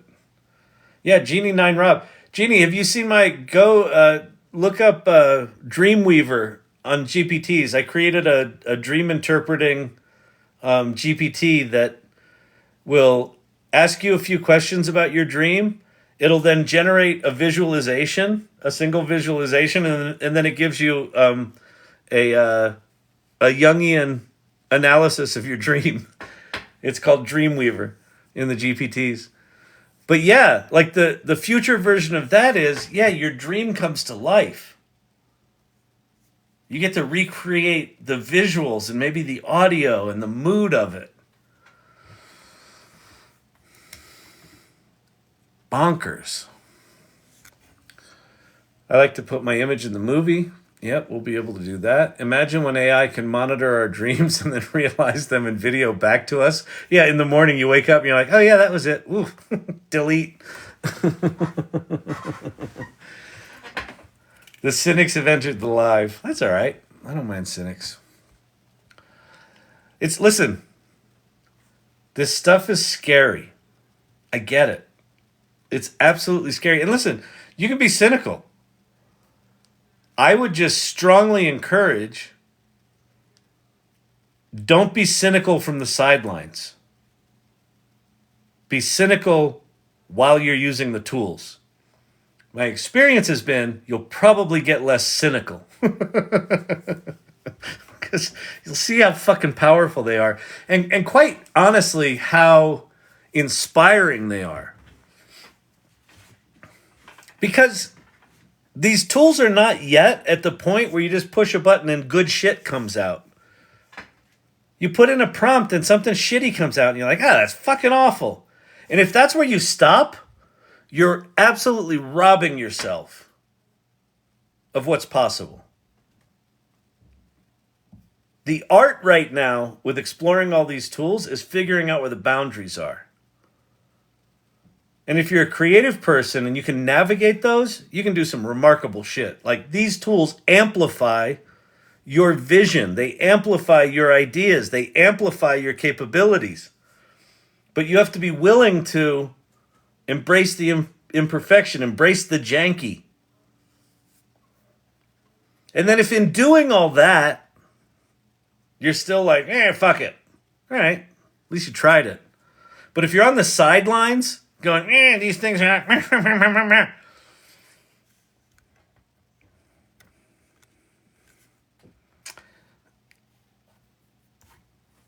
I feel bad.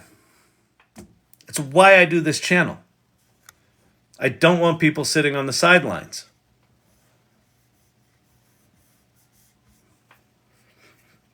Because here's the deal. with these tools. They're not going away. You can be pissed off. You can be cynical. You can be fatalistic. You can say, humans are better than the machines.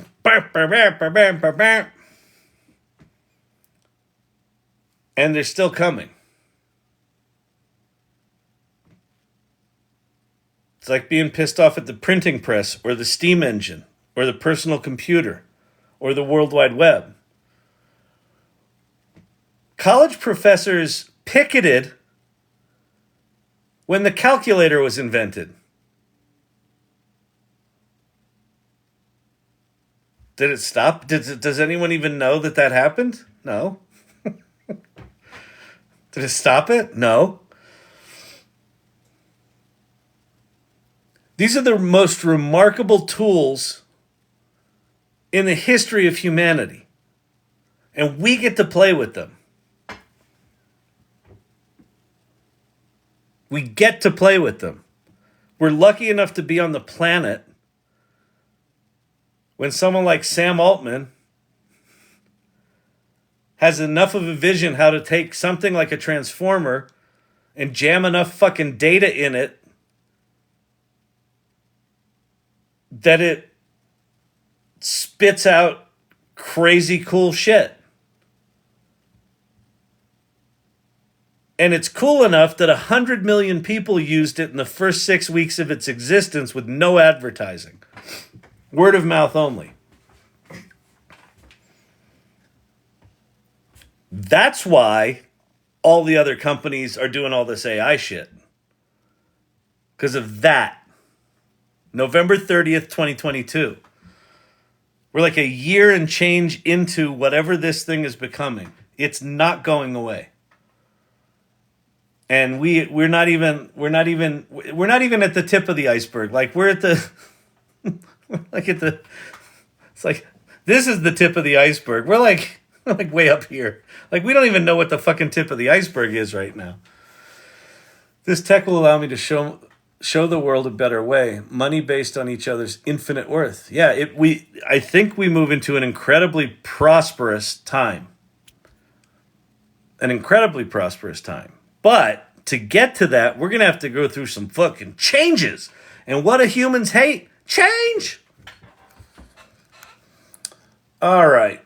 We're all going to have links to our social media and our own little movies. Absolutely. Once upon a time. You will have an AR, VR version of yourself. We talked about that. Trippy music videos, Lori Ruskin. I'm already on the other side of it now. It's 4:23 a.m. Yes, I remember. Yeah, Mist. Yeah, Mist. Exactly. Mist was one of those. Do your own adventure.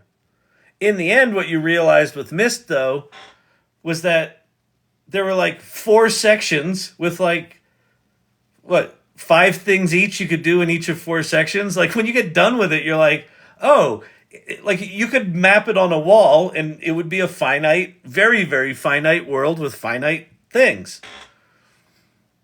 Imagine playing Myst that is just as compelling, or more compelling because it'll be completely immersive, but it's infinite. You can explore everywhere. And every time you try a puzzle, it will be different. AI can help us generate creativity, not replace it. That's exactly the point, Michael Jeanette, is when I first started using this stuff, where my brain immediately went is where I've always gone with computers, which is, oh, these tools will make me more efficient. These tools will make me more productive. That's a very 19th century factory floor kind of mentality, isn't it? Because what have computers served as for us over the 20th century and into this century? A more efficient way to do the shitty work of business. But it's still on us to do the shitty fucking work. And what I've learned as I've dug in deep to this AI shit is that it does the shitty work for me and lets me live at a creatively higher plane for more time. And here's what I mean by that. In the olden timey days, like October 2022, in the olden timey days, if I had an idea, I'd have to go, okay, I got an idea. All right, what do I got to do to bring it to life? Well, I should probably write an outline. And then I start writing the outline, and I'm like, wait, do I use Microsoft Word or do you get one of those fancy outlining things? Or do I want a flow charting thing, right? Like, you spend all this time just fucking trying to figure out even how you're going to think about thinking about your idea. And then you're like, oh, I got to actually go research something. And you go to Google, and like 45 minutes later, you're down some fucking rabbit hole, and there's all these just fucking shitty sites, and now you don't even know what the idea was anymore, and you're trying to fucking claw your way back up to the idea.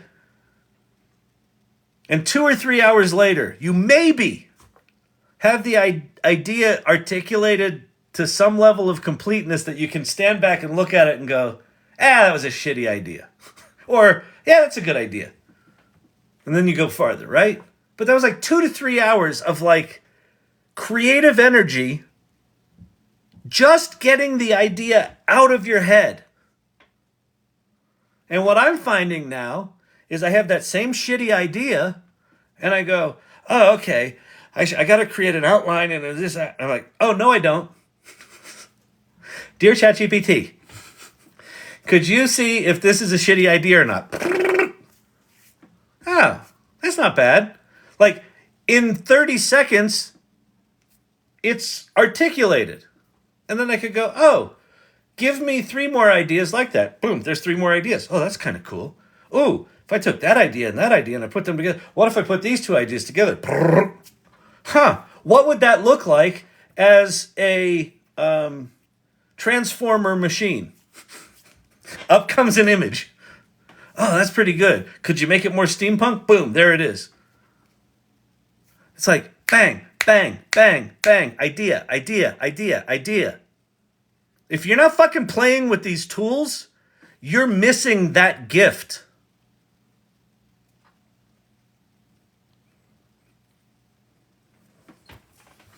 AI literally saved my life. I found a good reason to live and kept on learning. Oh, that's amazing. Cosmic Clever. That's awesome. Yeah. I am watching on a daily basis and nightly basis people in this community full on reinventing themselves, rediscovering themselves, rediscovering the joy of their 5-year-old selves. Remember when you were 5 before the world knocked the shit out of you? And you're like, I could do this, and I could do that, and I could do that. And then the world's like, fuck you, you can't do that. You're not talented, and you don't have this, and you got shitty grades, and eat your fucking bologna sandwich, you little fucking shit. You're like, oh, shit. I didn't realize the world was this scary.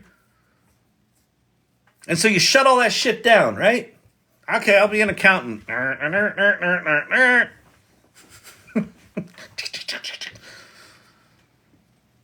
And then this AI stuff comes along, and you're like, okay, I'm going to do accounting work. I'm going to be more efficient with accounting. And they're, what? It can make pictures?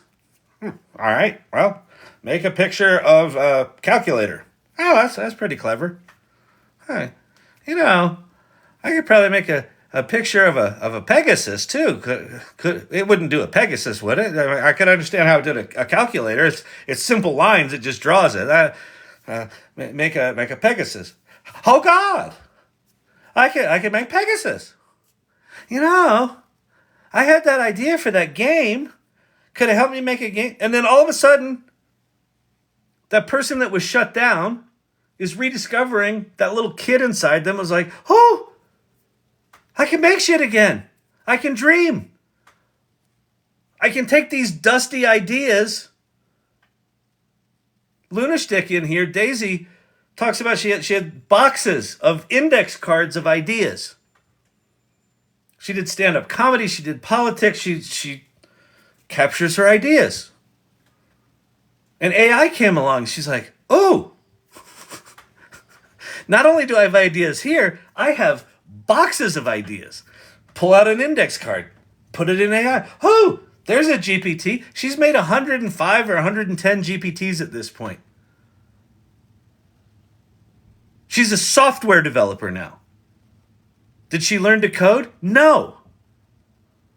Are some of those GPTs that she created like giving her incredible joy and giving incredible joy to other people that are using them? Yes. Thank you, Empower. Thank you very much. I mean, be cynical, but holy shit, are you missing out on some fun? I also compare AI to Gutenberg's printing press. It's on that level. Like, this is... So I was lucky enough to be an entrepreneur in the early days of the World Wide Web. I started one of the first digital agencies in 1994, a company called agency.com. It was fucking remarkable. We grew to 2,200 people in 5 years. It was absolute fucking insanity. We built a lot of the websites for the Fortune 500. This AI shit is 1,000 times more profound than the World Wide Web was. And nobody knows it.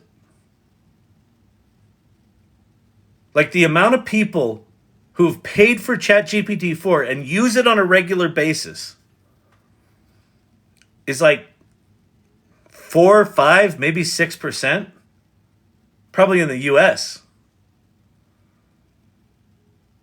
95% of the people don't have a fucking clue what's coming. Don't have a clue what's coming.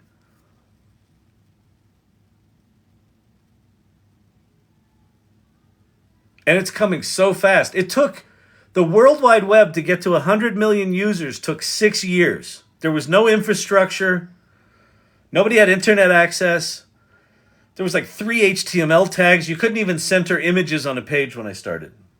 It took 6 years to get to 100 million users. It took 6 years for just that janky ass shit to turn into something. ChatGPT took 6 weeks to get to 100 million users. The infrastructure's all there. The processors are all there. The server farms of tens of thousands of GPUs to run the inferences to do this shit are all there. The transformer architecture that Google invented in 2017 has been being developed on for 7 years. ChatGPT is just a simple interface on top of all this work that's been going on for 2, 3, 4, 5 decades. And ChatGPT, similar to the World Wide Web, is a simplicity layer sitting on top of complex systems. So it's just like the little Google search box. You just type in words and pring, out comes shit. And as janky as it is and as fucked up as it is, it's already changing people's lives. The World Wide Web, people could publish that they couldn't before. It changed some lives. But not like this level of profound. So, yeah, so the cynicism. Well, I guess that's the deal with cynicism. You end up spiting yourself in the end. And I really hope you don't. I hope you try it. Play. Don't take this shit so seriously. I've made a few LLMs with IQS around 60 or less. I disagree a little. Awesome. Fantastic. Without the internet, AI most likely wouldn't exist. Oh, don't get me wrong, Brandon. I'm not saying that the internet wasn't important. I'm saying that the impact that it had took a long time to formulate. And relatively speaking, was very, very simple. What the World Wide Web did was it allowed you to connect networked computers with the click of a hyperlink, right? That's the innovation. And all of the shit that we've seen, from the mid-90s until 2020, mobile phone and social media and websites and e-commerce and global communications, all that stuff was made possible because of this. And yeah, that's absolutely the foundation for this AI stuff. What I'm saying about the AI stuff is the tools themselves are profoundly more powerful. It's not just the simplicity of clicking a link, right? We just looked at it. It's make me a movie, write me a story, do this data analysis, and it's doing the work. It's not a Google search engine that's like, I want to learn Python, and it connects me with a YouTube video that teaches me how to write Python. It's writing the fucking Python. It's a fundamentally different thing. The internet just allowed us to be more efficient at the shit we were already doing. This AI shit's doing the work we were doing. It's a different era. It's a different era. So it's much more like I go, fire, language, written language. Wheel was somewhere in there. Probably wheel was before language, right? Or I don't know, somewhere. Wheel, written language, printing press, steam engine. Like there aren't many of these, right? This AI shit's one of them. I think the World Wide Web is a subcategory of digital communications, right? Computers. This one's a big one. This one's one of the biggies.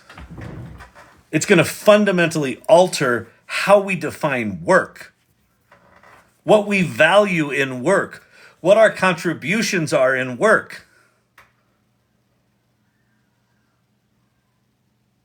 You may hear this phrase, AGI, artificial general intelligence, and they bat it around. Oh, we're going to do AGI. We're going to do AGI. We're going to do. You know what that means when we get to AGI? That these machines are as good as people at most jobs. Not like can add some shit, can do your entire job.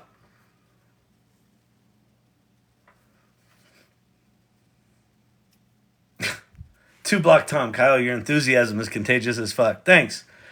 I get fired up like when I see stuff like this, like the fucking voice of like, yeah, it's not perfect. Take a look at what's there.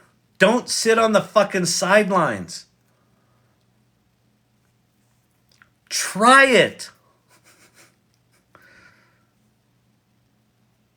Hey, Mikey, he likes it. Remember that commercial? Is anyone honestly still working? Well, that's a whole nother question. AI will reach human levels by around 2029. Ray Kurzweil. Go listen to David Shapiro. He thinks we're going to hit some clear, definable version of AGI by the end of this year. So sometime between 2024 and 2029. And Kurzweil was 2030 for the longest time. He's accelerated it a year. Kurzweil accelerated it a year. Go watch videos from David Shapiro on YouTube about AGI. He's written 5 books on it. He's got a cognitive architecture project that is open sourced.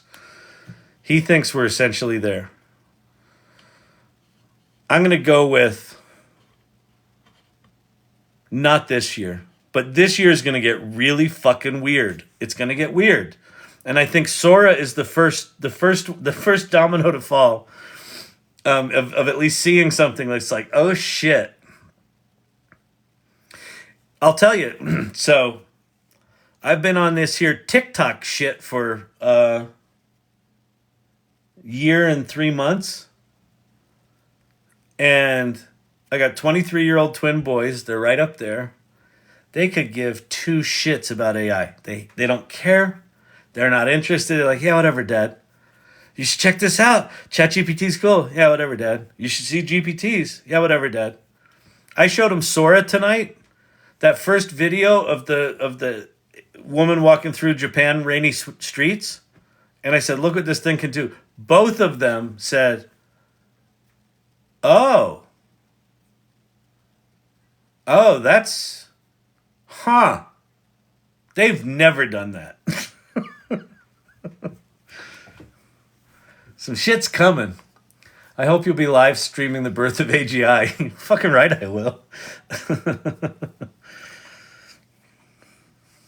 Certainly if it comes this year.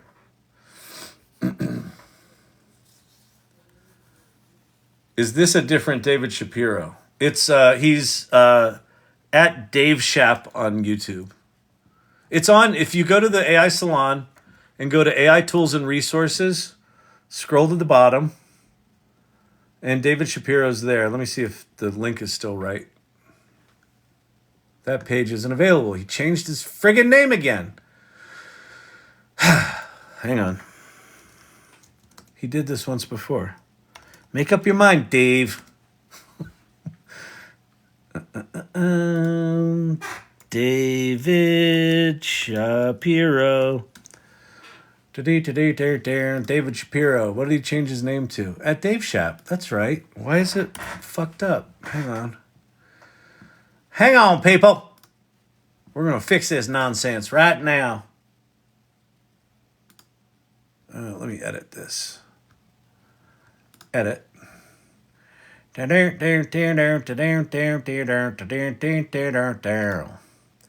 Edit. Oh. Wait, URL.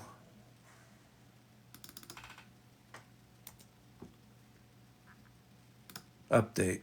I had a bad URL in there. That was that was AI Learning Lab user error. Dum didn't have a. Let's see, did that work? There we go. All right. Go to the AI Salon Tools and Resources and go watch it. And then look up his videos on AGI. Post-AGI economics, AGI within 18 months. Yeah, watch his video on AGI in 18 months. Dave's latest video was interesting. Which one? 99.97% cheaper? Yeah, sometimes his things are out there and a little weird, but he is incredibly well educated on both the technology side, but also the economic impact side. When we see an AGI talk, just watch. Why did you choose TikTok over Instagram? So I had I still have. I have Kyle Shannon on Instagram and Kyle Shannon Dreams. So I had an art project on Instagram. And then I decided to turn my photos into videos. And I just found TikTok, I just started on TikTok. I just tried it. And then it made it really easy to bring those things to life. Kyle, can you encourage the nice people to register for the weekend GPT Jam? I can, of course. Ann Murphy. If you don't know Ann Murphy, you should team up with Ann Murphy. Go to the AI Salon. And if you don't know what the fuck I'm talking about with the AI Salon, there's a lot of new people in here, so you don't. Go here. This community, the AI Salon, is a group that I started with Leah Fasten, who's a photographer out of Boston. We started this the week after ChatGPT. We just moved the community to a web-based platform 3 months ago. And this will take you there. So the salon.ai is going to take you to a link tree that looks like this. And the first link is to the AI Salon Community. And when you go to the AI Salon Community, it's going to drop you here. And go read about what we're up to. A community of extraordinary adventurers exploring the AI unknown. The AI Salon is a ragtag group of misfits, ne'er-do-wells, and miscreants who have gathered to explore the uncharted wilderness of generative AI. We are everyone from entrepreneurs to educators, from healthcare workers to creatives, and everyone in between. And it goes on, and not on, because I have ADD. I can't read that much shit. It's short. But go read about who we are, what we're about, and then check out our values. Curiosity. Be curious. Don't be cynical. Be like, how do you figure that shit out? And one way you figure that out is you go to Ann's GPT Jams, which I'm going to talk about in a second. Generosity. Share what you're learning. Ann started learning this stuff, got really excited about it, started a company and set a mission for herself to train more than 1,500 people in nonprofits to learn about AI in, I guess, in a year. I don't know what her goal was, but she accomplished it like in no time because she's just remarkable. So, generosity. Be generous. Share what you know. Talk to people. Answer questions. Exploration. People in here are on an adventure. They're willing to explore. They're willing to go out there. Collaboration. Inclusion. People are coming from all over the place. Welcome them in. Their points of view will teach you shit you never knew was possible. I see it every fucking day. Empathy. Even the people that are in here that are cynical and pissed off and like, Kyle, you're just an optimist. I have deep, deep empathy for them. Because this shit's scary. It's weird. It's moving fast. People are feeling out of control. They're feeling like existential fucking crisis. Understand that. Understand that everyone's struggling to get the shit together. And then the last one is gratitude. Like, acknowledge one another. So anyway, that's the value. So go check that shit out. Then if you like those, join us. Sign up for the, get an account. And the first place I would strongly encourage you to do is go to the community section and introduce yourself. You're like, but Kyle, that's scary. People are going to judge me. People always judge me. Kyle, people say I'm a dum-dum. I don't want them to say I'm a dum-dum. I don't know anything about AI. I'm so far behind. Kyle. This community won't do that. That's not what this is about. Everyone in this community, actually, one of my missions lately is to try to get people in this community to stop fucking apologizing for how non-expert they are. Everyone right now is feeling like they don't have a fucking clue. If you're listening to me babble on TikTok on a Thursday night at fucking midnight in New York City, you're farther ahead than most people on the planet with this AI stuff. So introduce yourself and let people in this community welcome you in and kind of steer you around. And then, hang out in the water cooler, see what people are talking about. Go to show and tell and just share some of your images you made. There's news. If you've heard interesting news, put it up there. AI tools and resources. That was that thing I just fixed. Go there and fix that up, okay? And then there's guilds. There's a bunch of different guilds, which are sub-communities led by remarkable people in our community. And then down below that are clubs. And one of the clubs is Ann Murphy's Weekend GPT Jams. And so go click on that and go register for her GPT Jam this Saturday. She does these every Saturday for 2 hours. And she brings in people to talk, people to share what they're doing. This weekend, it's an innovation lab where Corey Sandler's going to be in there talking about how she does what she does. You can go learn how to do GPTs. 3 or 4 weeks ago, Scott, I forget his last name, Fleming, something like that. I don't know. Scott came in and taught people how to connect their GPTs to Zapier. And it was a fucking train wreck because it's so janky. It was a friggin' mess. And he had the patience of a saint. And people who have never programmed before successfully connected their GPTs to an API to Google services and got their GPT to send a fucking email. It was incredible. So go sign up for that shit. All right? And if nothing else, you'll meet some really cool people. They're really nice. Imagine a community where people weren't assholes to one another. That's kind of what this group has evolved into. And it's one of the reasons I talk about the values. If you're like, well, why do you talk about the values? Isn't that kind of soft and snowflakey? What is this? Some sort of woke situation? Well, if you want to be surrounded by people that don't treat you like a piece of shit, then yeah, maybe you're woke. Maybe this is a woke group. But it's just like, what if, while we're trying to figure this shit out, while we're feeling clueless and out of control and very far behind, and like, we don't know if we're going to have a job next year because we're a copywriter and holy shit, what's happening? And oh my God, I'm a cinematographer and I just looked at that OpenAI shit and now it's getting fucking real.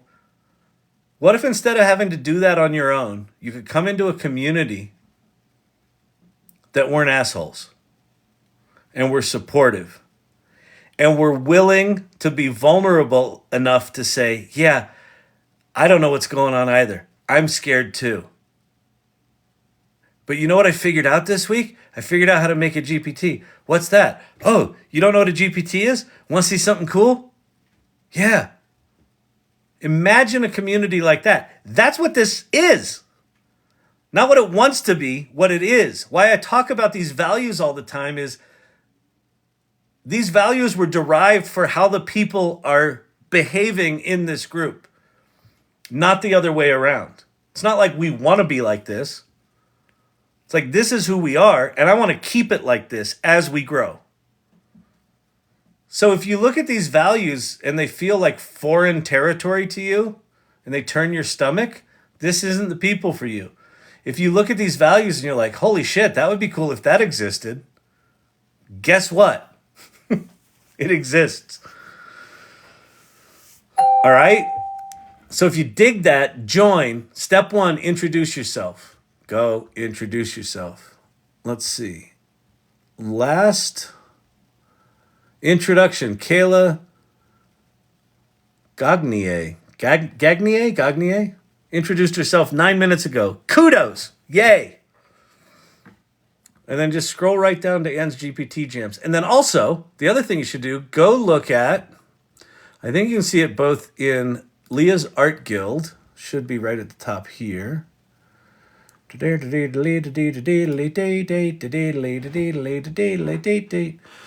up for the club. Yep, it's right at the top there. It's also in Jane's Writer's Circle.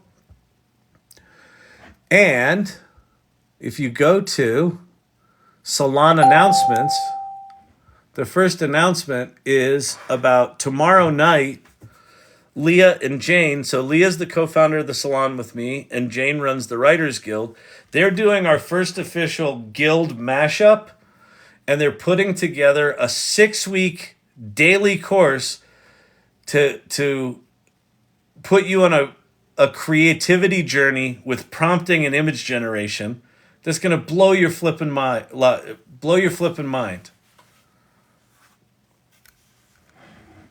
The Daily Crunch. Go, Kyle, go. Yeah, damn it.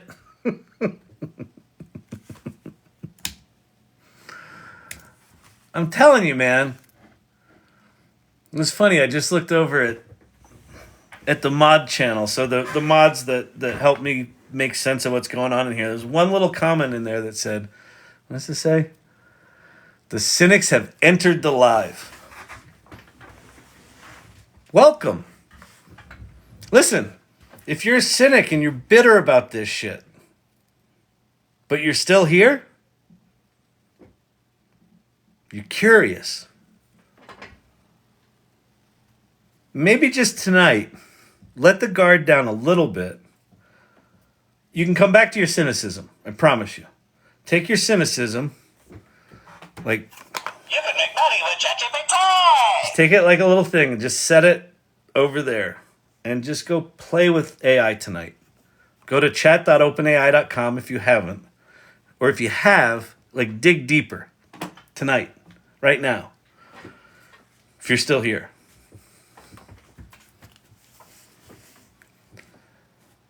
And just do what I call parlor tricks. Have it write you a song. Have it create a meal plan for your family.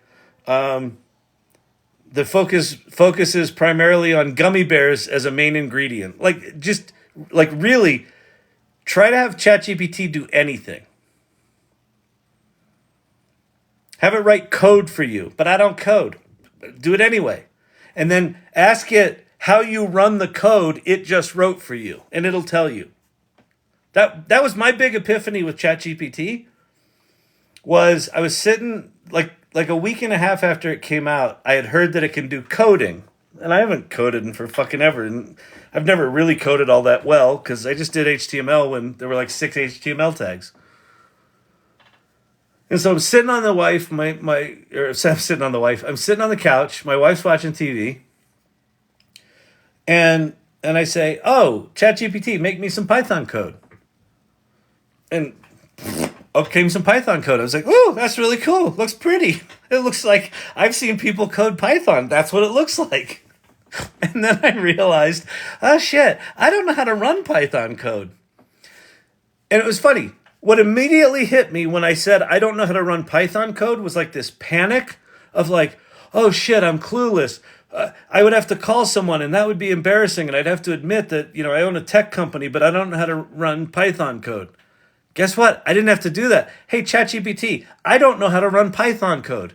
Not a problem. Just open your terminal, put in this command line, and I was like, you know what? I don't want to do command line shit. I hate command line shit. I'm a Mac guy because I don't like command line shit. I want to point and fucking click. And so I said, can I do this on a website? Can I just copy and paste the code to some website and have it do it? And it says, sure. Here's Replit. Hang on. Dougie's wanting to pee, I think. Come on. Out you go.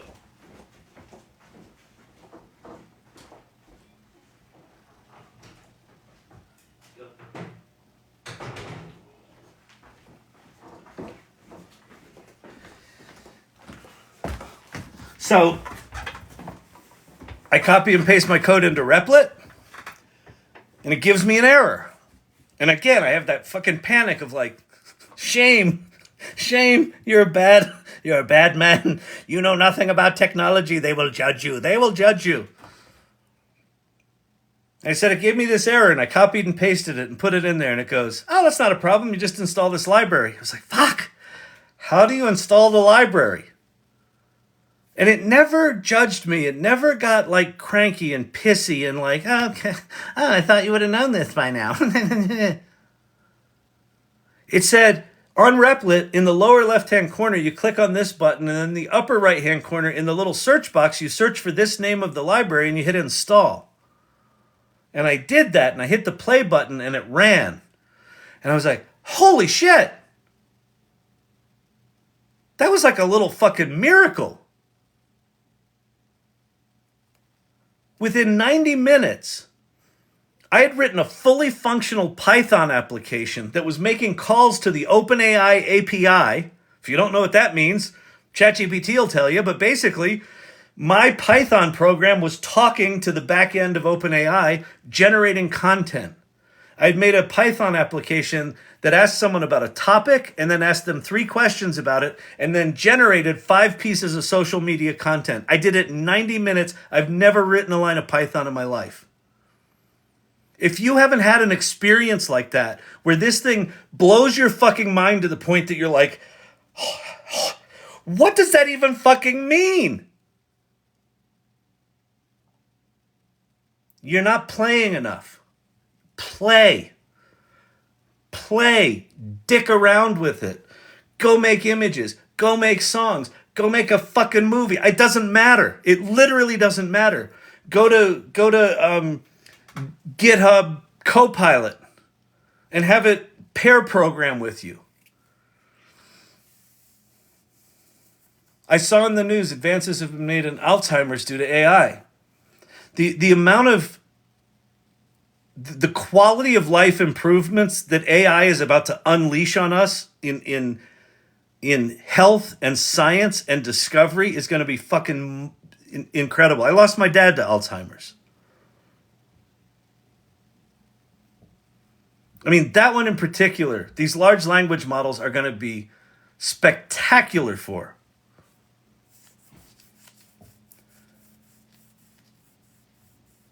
So if you've got that cynical edge and you're sitting on the sidelines and you're like, I want to hate this. There's a lot of good reasons to hate it. Hollywood's told us that the robots are going to kill us. Apparently these things are just stealing from everyone.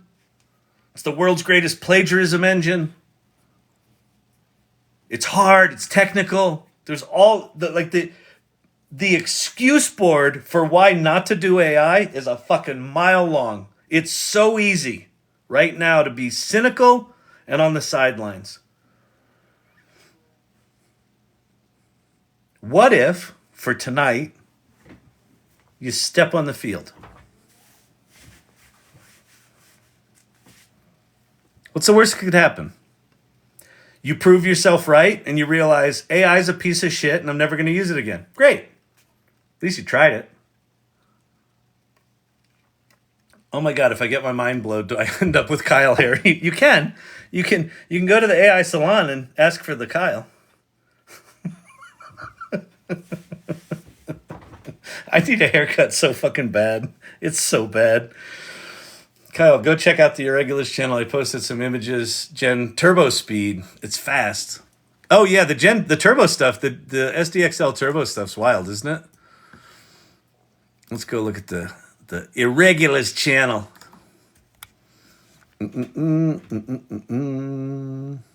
Oh, image generation. Nope, it's not sped up. Oh, just playing with stable diffusion. This is SDXL stuff?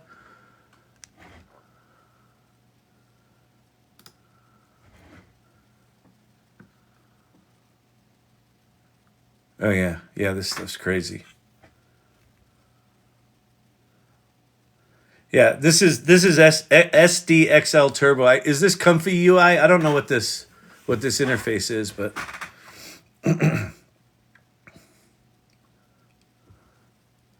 yeah, this is nuts.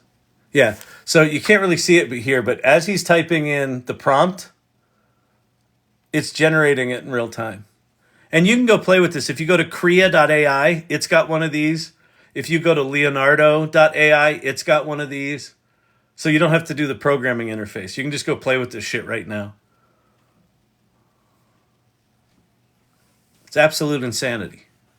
Absolute insanity. You're like, well, what would I do with that? I don't know. It doesn't matter. Just go play with it. Just go play with it. Just go play. Just go play. Anything you learn today is going to be useless in 3 months because the tools are changing that fast. So don't get married to perfection. Embrace the jank. That's super cool. Thanks for sharing that.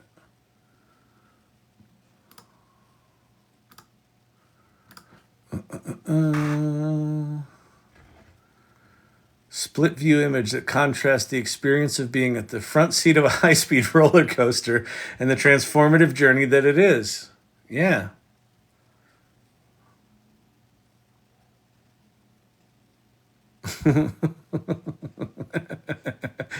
The boys on the ceiling. That's pretty good.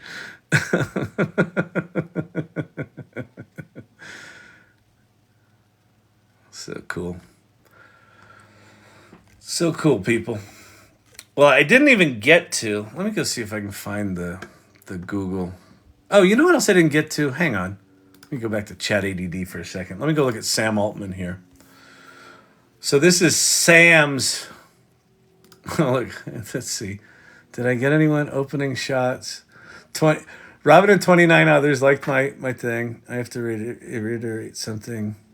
Demand sends people to OpenAI every single night. Let's see it, Sam. Nice. Let's make this video on Sora. I'd like to see one. Oh, you guys are awesome. That's great. That's great.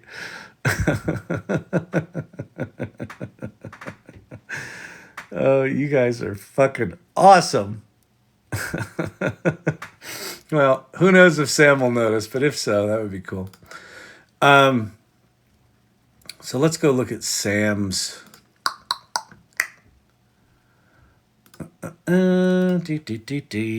At Sama. So Sam, if you don't know, oops. That's not where I want to do that. Sam is the CEO of OpenAI.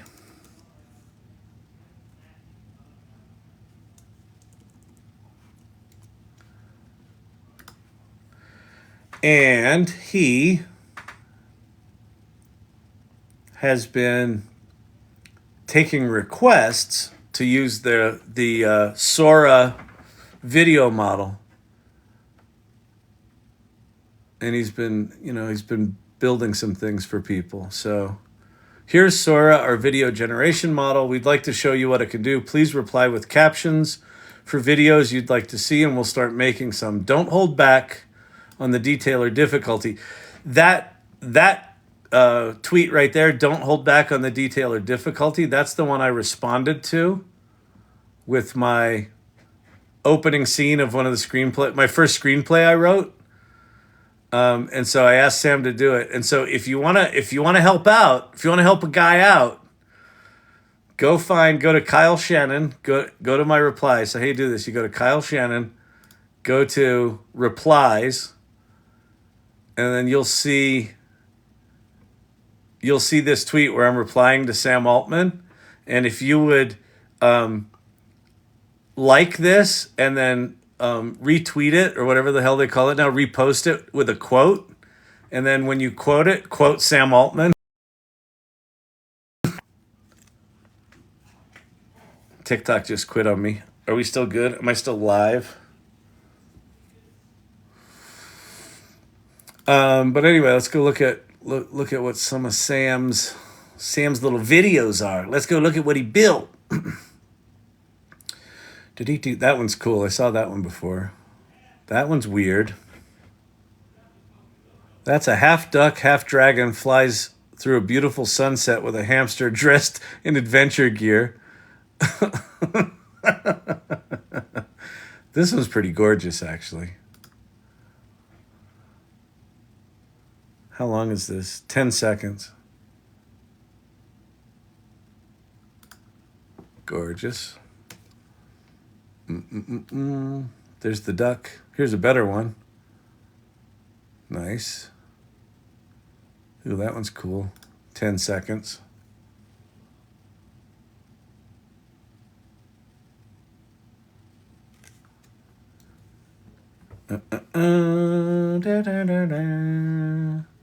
Two golden receivers podcasting on a mountaintop.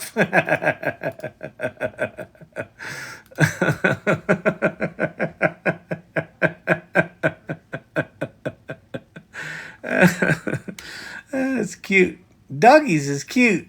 All right. An instructional cooking session for homemade gnocchi hosted by a grandmother social media influencer set in a rustic Tuscan country kitchen with cinematic lighting.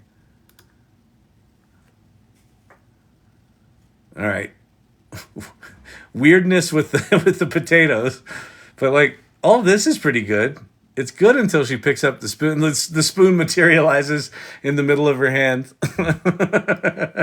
Still got the jank, people. Still got the jank. Definite jank going on here. But wait, what's the prompt here? A bicycle race on the ocean with different animals as athletes riding the bicycles with a drone camera view. Yeah, that's pretty trippy. Not quite there. The Bling Zoo. What's the prompt here? Welcome to the Bling Zoo. This is a single video generated by Sora. Oh, this was... Sam didn't do this. Or maybe he did. Welcome to the Bling Zoo. A single video generated by Sora. Shot changes and all. So 17-second video. All of these edits are from a single generation. Turtle! I like turtles.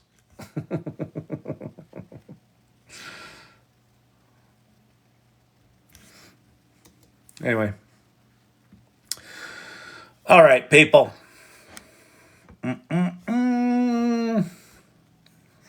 You know what? Maybe here's the deal about this channel. Maybe this channel is a place where you can park your cynicism for a couple of hours. Just set it at the doorstep. And I'll keep it there. Listen, my favorite comedians are bitter, cynical, like Bill Burr, fucking, Doug Stanhope, just bitter, fucking smarmy. Like, I get it. I love it. And being cynical about this AI stuff is not the play right now, in my opinion. So maybe come hang out on these lives. I do these every night. I generally start around 8 p.m. Mountain. I think that's too late. It doesn't matter. It's what I do. And I do it 7 nights a week. That's stupid. I know. My wife agrees. My kids think I'm fucking insane. I am. I do it 7 nights a week. What if, even if you hate this shit, even if you're like, it's awful. What if you came here for like an hour, 30 minutes? You just park your cynicism at the door, and while you listen to me ramble, you just play. If you get stuck on something, you ask a question in here, and one of the irregulars will answer you, or I'll point you over to the AI Salon, and you'll go maybe join there, God forbid. You connect with community that's trying to figure this shit out too. And just kind of play with it like that. That could be a thing. That could be a good thing. Well, what if I enjoy it? I know. It's going to fuck up your cynicism, isn't it? But you just do it for like a half hour, and then you pick the cynicism back up when you walk out the door. It's in the umbrella stand right by the door. You just pick it up, and you just walk out, and you whack an old lady in the head with the umbrella. You just go right back to being a a bitter prick.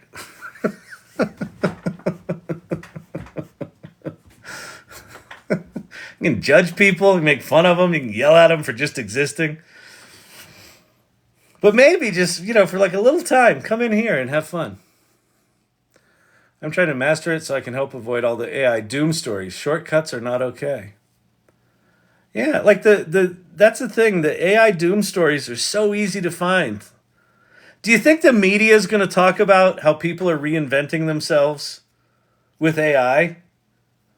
Remember when John Krasinski did the Good News channel at the beginning of COVID?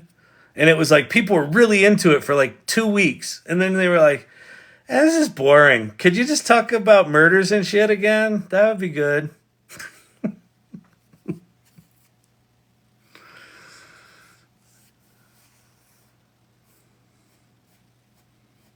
But this isn't boring. And it's not all good news. Like, sometimes this shit sucks. Sometimes people put in a lot of time to build something, and then the tool itself just fucking falls apart. It's really frustrating.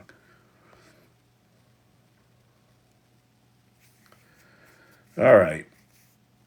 How much longer do we have to wait until AI can create a video game based on a prompt? Vocal sync. Well, it can sort of do it now. It depends on your definition of video game. But if you're talking about what I think you're talking about, which is how long until I can prompt a world into existence that's got game mechanics in it, and I can just enter the world and start playing, I'm guessing 3 years. And I think we'll start to see this year.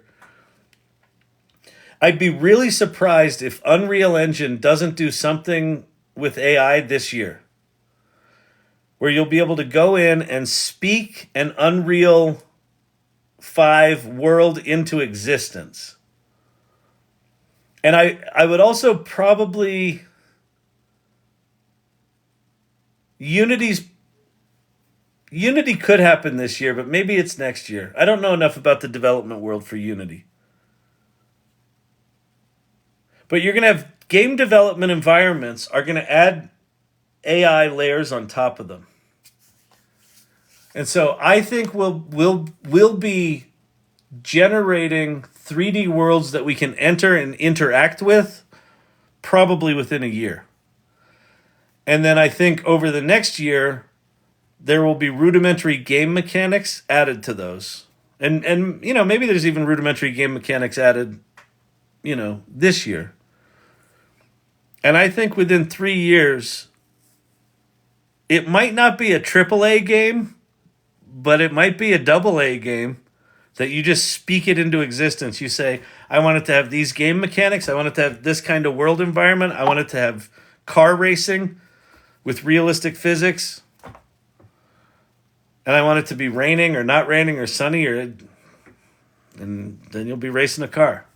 Kyle, what are your thoughts on VR and AI?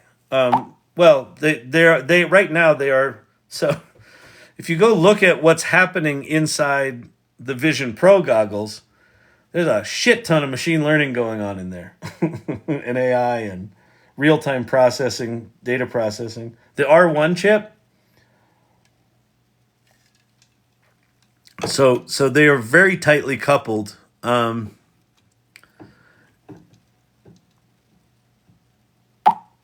I think that here's what I'm excited about for AI with the VR stuff. Where we've been and what Zuckerberg spent a lot of money on and a lot of years on was paying artists to build worlds. And the problem with that is that to the extent that the artists build a world that you don't like, what are you going to do? So they built this world at Meta that looked like Second Life. And I think most people looked at it and were like, didn't we have this in like 1999? Is this different than that?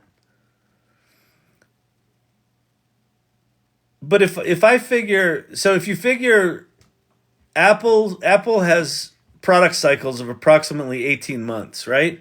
So we'll see a V2 of the Vision Pro in 18 months. And then 18 months after that, we'll see the V3.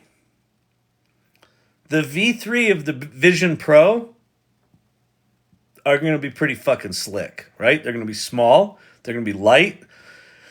They're going to be nastily capable.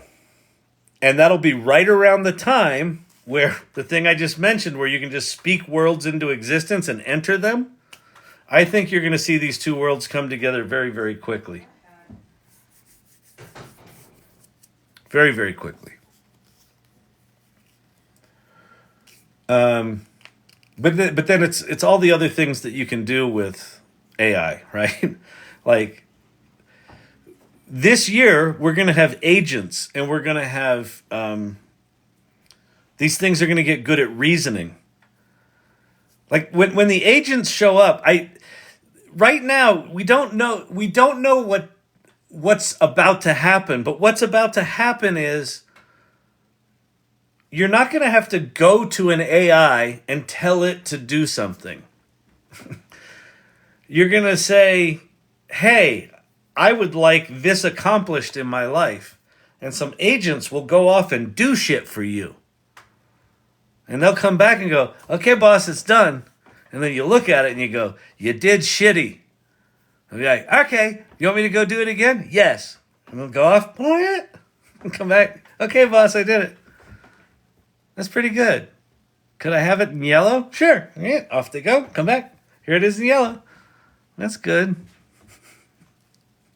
Can I have it here tomorrow? Sure, let me run off and get that 3D printed for you. I'll have it on your doorstep tomorrow.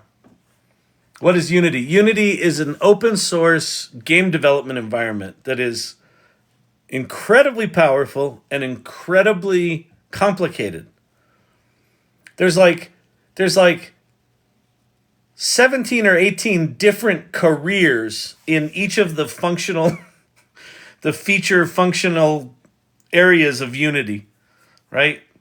This one's a modeler. This one's a rigger. This one's a texture person. This one's a game mechanics person. This one's a particle physics person. This one's it's just like it does like all of the shit that you need to do a game, except you have to have 17 degrees to be able to do anything. Or you need to start a company with like 5 people that each know 3 of those functional areas. And then you start your little company and you go make a game and no one plays it and you get depressed. Because it took you 5 years of your life and it's okay, but not great. And you launch it. Well, imagine if you could just say, "Hey, I'd like a game that has these kind of shapes in it, these kind of characters in it, these kind of sounds in it, these kinds of lighting in it, these kinds of worlds, these kind of game mechanics, and the AI just figures out all the tactical shit. That's the kind of shit that we'll start to see emerge over the next 18 months to 3 years.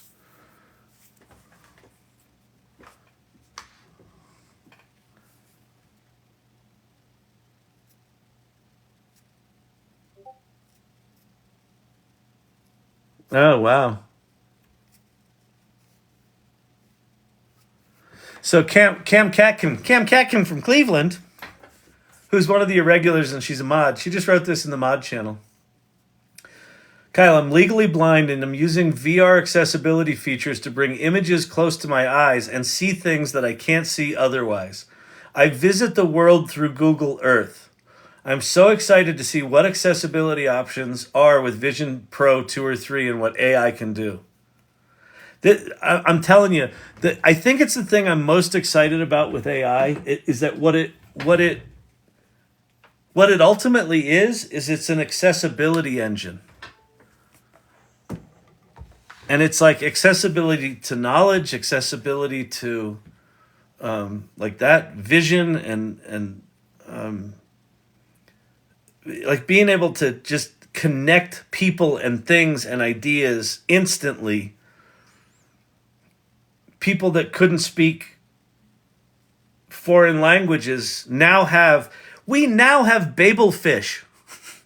Did you know this? Have you played with this shit? Oh, you're welcome, Kim. Thank you for sharing that. So this is just an iPad. Have you played with Pi or the Chat GPT app on iOS, the mobile app? So here's Chat GPT. So I'm just going to click the little headphones down here. Little headphones.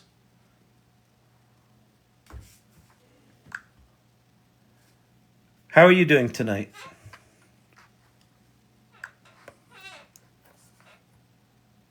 I'm just a computer program, so I don't have feelings, but thanks for asking. How can I assist you tonight? I think I'd like to speak German. So what I'm going to do is I'd like to speak an English sentence, and then I'd like you to translate it in German without repeating the English back. Just speak the German, okay? Sure, I can do that. Go ahead with the English sentence you'd like translated to German. I'm thirsty and my Apple Watch battery died. Where can I get a beer?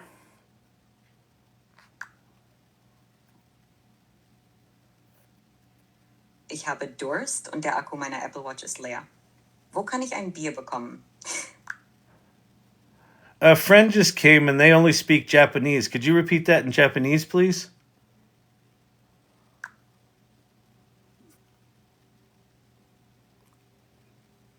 友達が来て、その人は日本語しか話せません。ビールはどこで買えますか? Accessibility.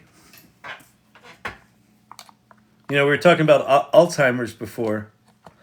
Imagine being able to take things that you've written or blog posts, and if your loved one is maybe in a home and they're lonely and you can't spend 24/7 with them because you have your life to live, imagine being able to create an avatar of yourself with your voice and your knowledge of the world, and you could be there for your loved one 24/7 with infinite patience, always willing to tell the story again, always willing to explain who they are 24/7 for that person with Alzheimer's. Imagine that. That's not like 5 years away. That's like this year.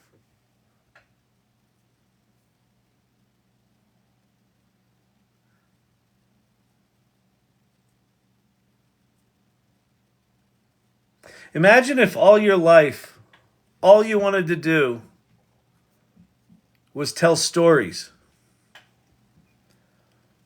But you fucked around in high school and you skipped class and you didn't get good at the words. But you got great ideas for stories, but the minute you sit down with the word machine, the brain fucking seizes up. What if overnight you were good with words? Oh. I can just do that now?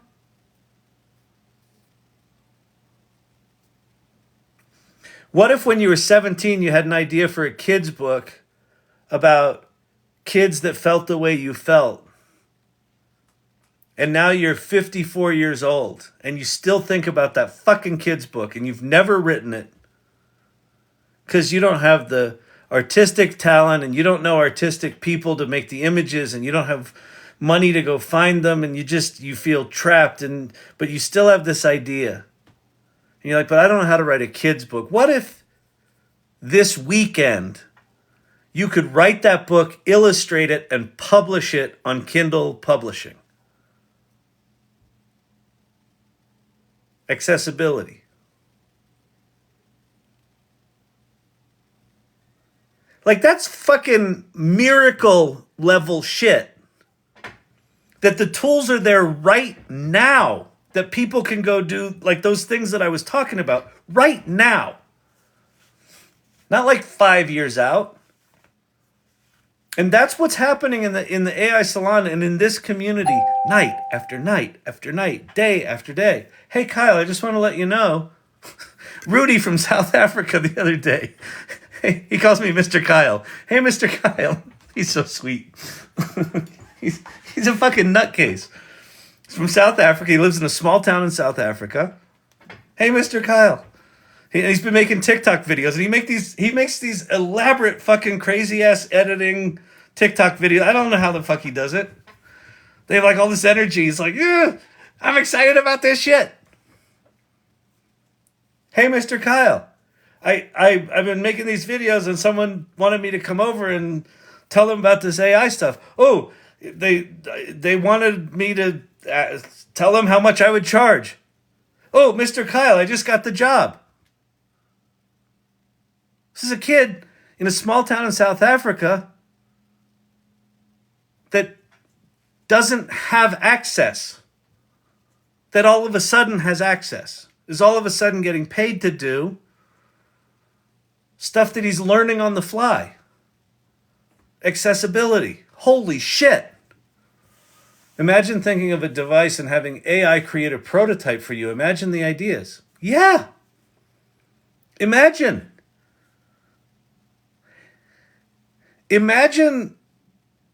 one of my, like, from my 20s, one of my hero companies that I thought, oh my God, I want to meet those guys. I want to be part of that is IDEO, right? They solve these problems. They create all these amazing designs. They have these industrial designers, right?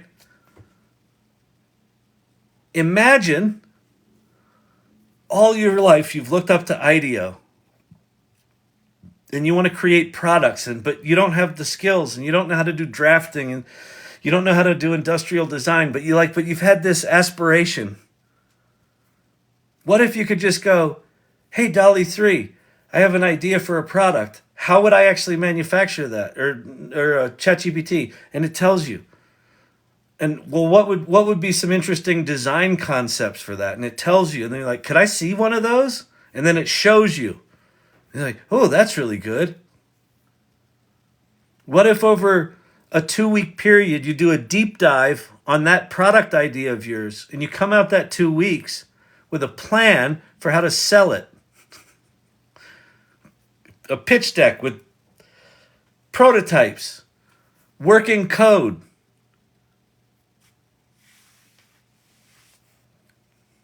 Oh, P.S. that Brandon just said. P.S. It will never talk down to you. You know, one of the things that I'm most excited about AI? It's like having a golden retriever. You know how, like, why do we love dogs? We love dogs because when you get home, they're like, oh God, where you been? It's so good to see you. You're the best. That's what ChatGPT's like. You're like, I kind of have this shitty idea. It's like, oh, dude, such a good idea. You want to do some more? You want me to tell you more about it? You want 10 more like that?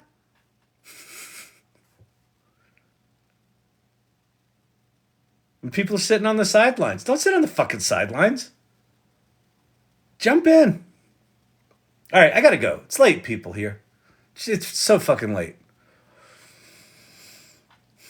It levels all humans. Anyone can do anything.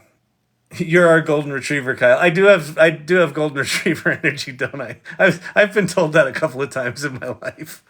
What are you gonna do? I'll take it.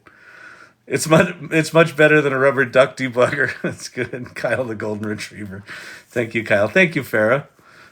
Great, I can get ready for work now. All right, Dr. Bud, you're excused. Go get ready for work. Be not afraid. I can't do a 30-minute goodbye tonight, Danielle. I can't do it. I gotta leave. Rough. Thank you. Okay. So here's the deal. If you're like, that sounds good, I'd like to do that, where do I start? How do I find people like that? Go to the salon.ai, click on the first link. That's the AI Salon Community. Read about what we're up to, read about our values. If you resonate with the values, join the salon and introduce yourself. Go to the community section, introduce yourself, and say hi. Do that. If you like this channel, if you like my little rant, or even if you didn't, if you just think like, you know what, I wouldn't mind showing up here and parking my cynicism at the door for half an hour. Follow me, follow the channel. I don't know how you do that. It's TikTok, figure it out. You're younger than me. Or you're older, it doesn't fucking matter. Follow this channel. If you want to support it, you can subscribe to these lives. You can buy, in one of these corners is a video series that I put together on why I think AI is actually underhyped, not overhyped, if you can believe that. You can buy one of those. Who won the Valentine's Day challenge? I do not know. I haven't seen it yet. I think Leah was heading that up. She took that on. Yeah.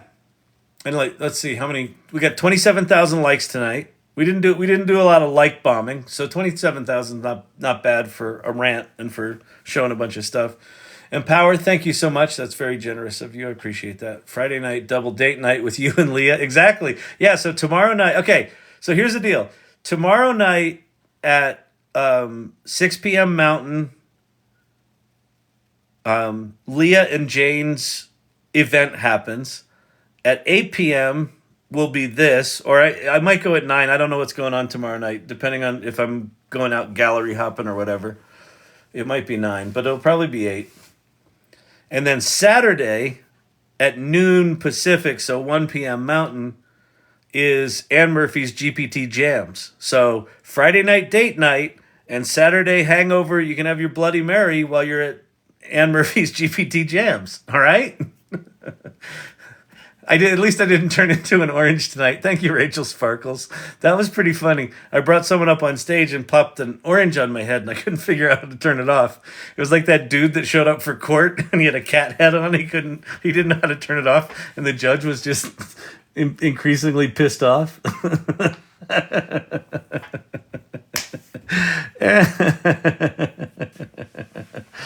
Oh, man.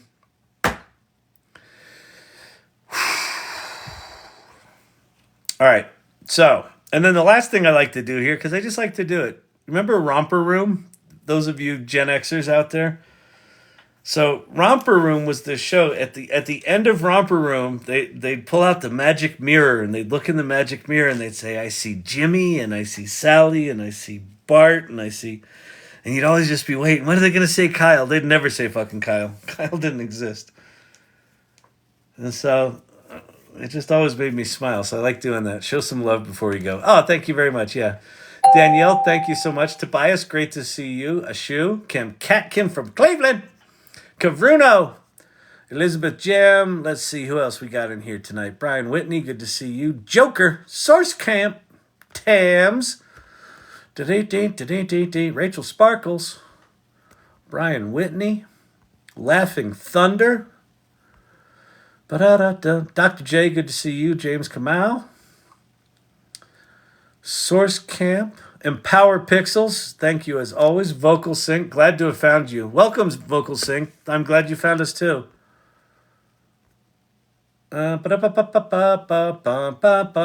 Okay. So, by the way, I know we played with that OpenAI video shit earlier. A human being. Good night, Kyle. Another educational and exciting evening. Thank you. That OpenAI video shit's not available right now. It's in what's called red team testing, so they're testing it. So it's probably going to be weeks. Just forget about it. It'll come back. When it comes back, we will play with the shit out of that stuff. Tams, I love this group. Can't wait to learn more in the AI Salon. Yep, you'll love it. You'll love it. It's good. Just jump in, participate, share shit, learn shit, break shit. just be nice. Just be engaged. Go follow the values, and it's a remarkable community. All right, everybody. Thank you. Kyle matters, and turtles. Kyle and turtles matter. I agree. All right. I will see you tomorrow night for date night. 6 p.m. Mountain, Leah and Jane. 8 p.m. Mountain, this channel. Saturday, noon Pacific, and Murphy's GPT Jams. It's a jam-packed weekend, people. Be there or don't. Bye.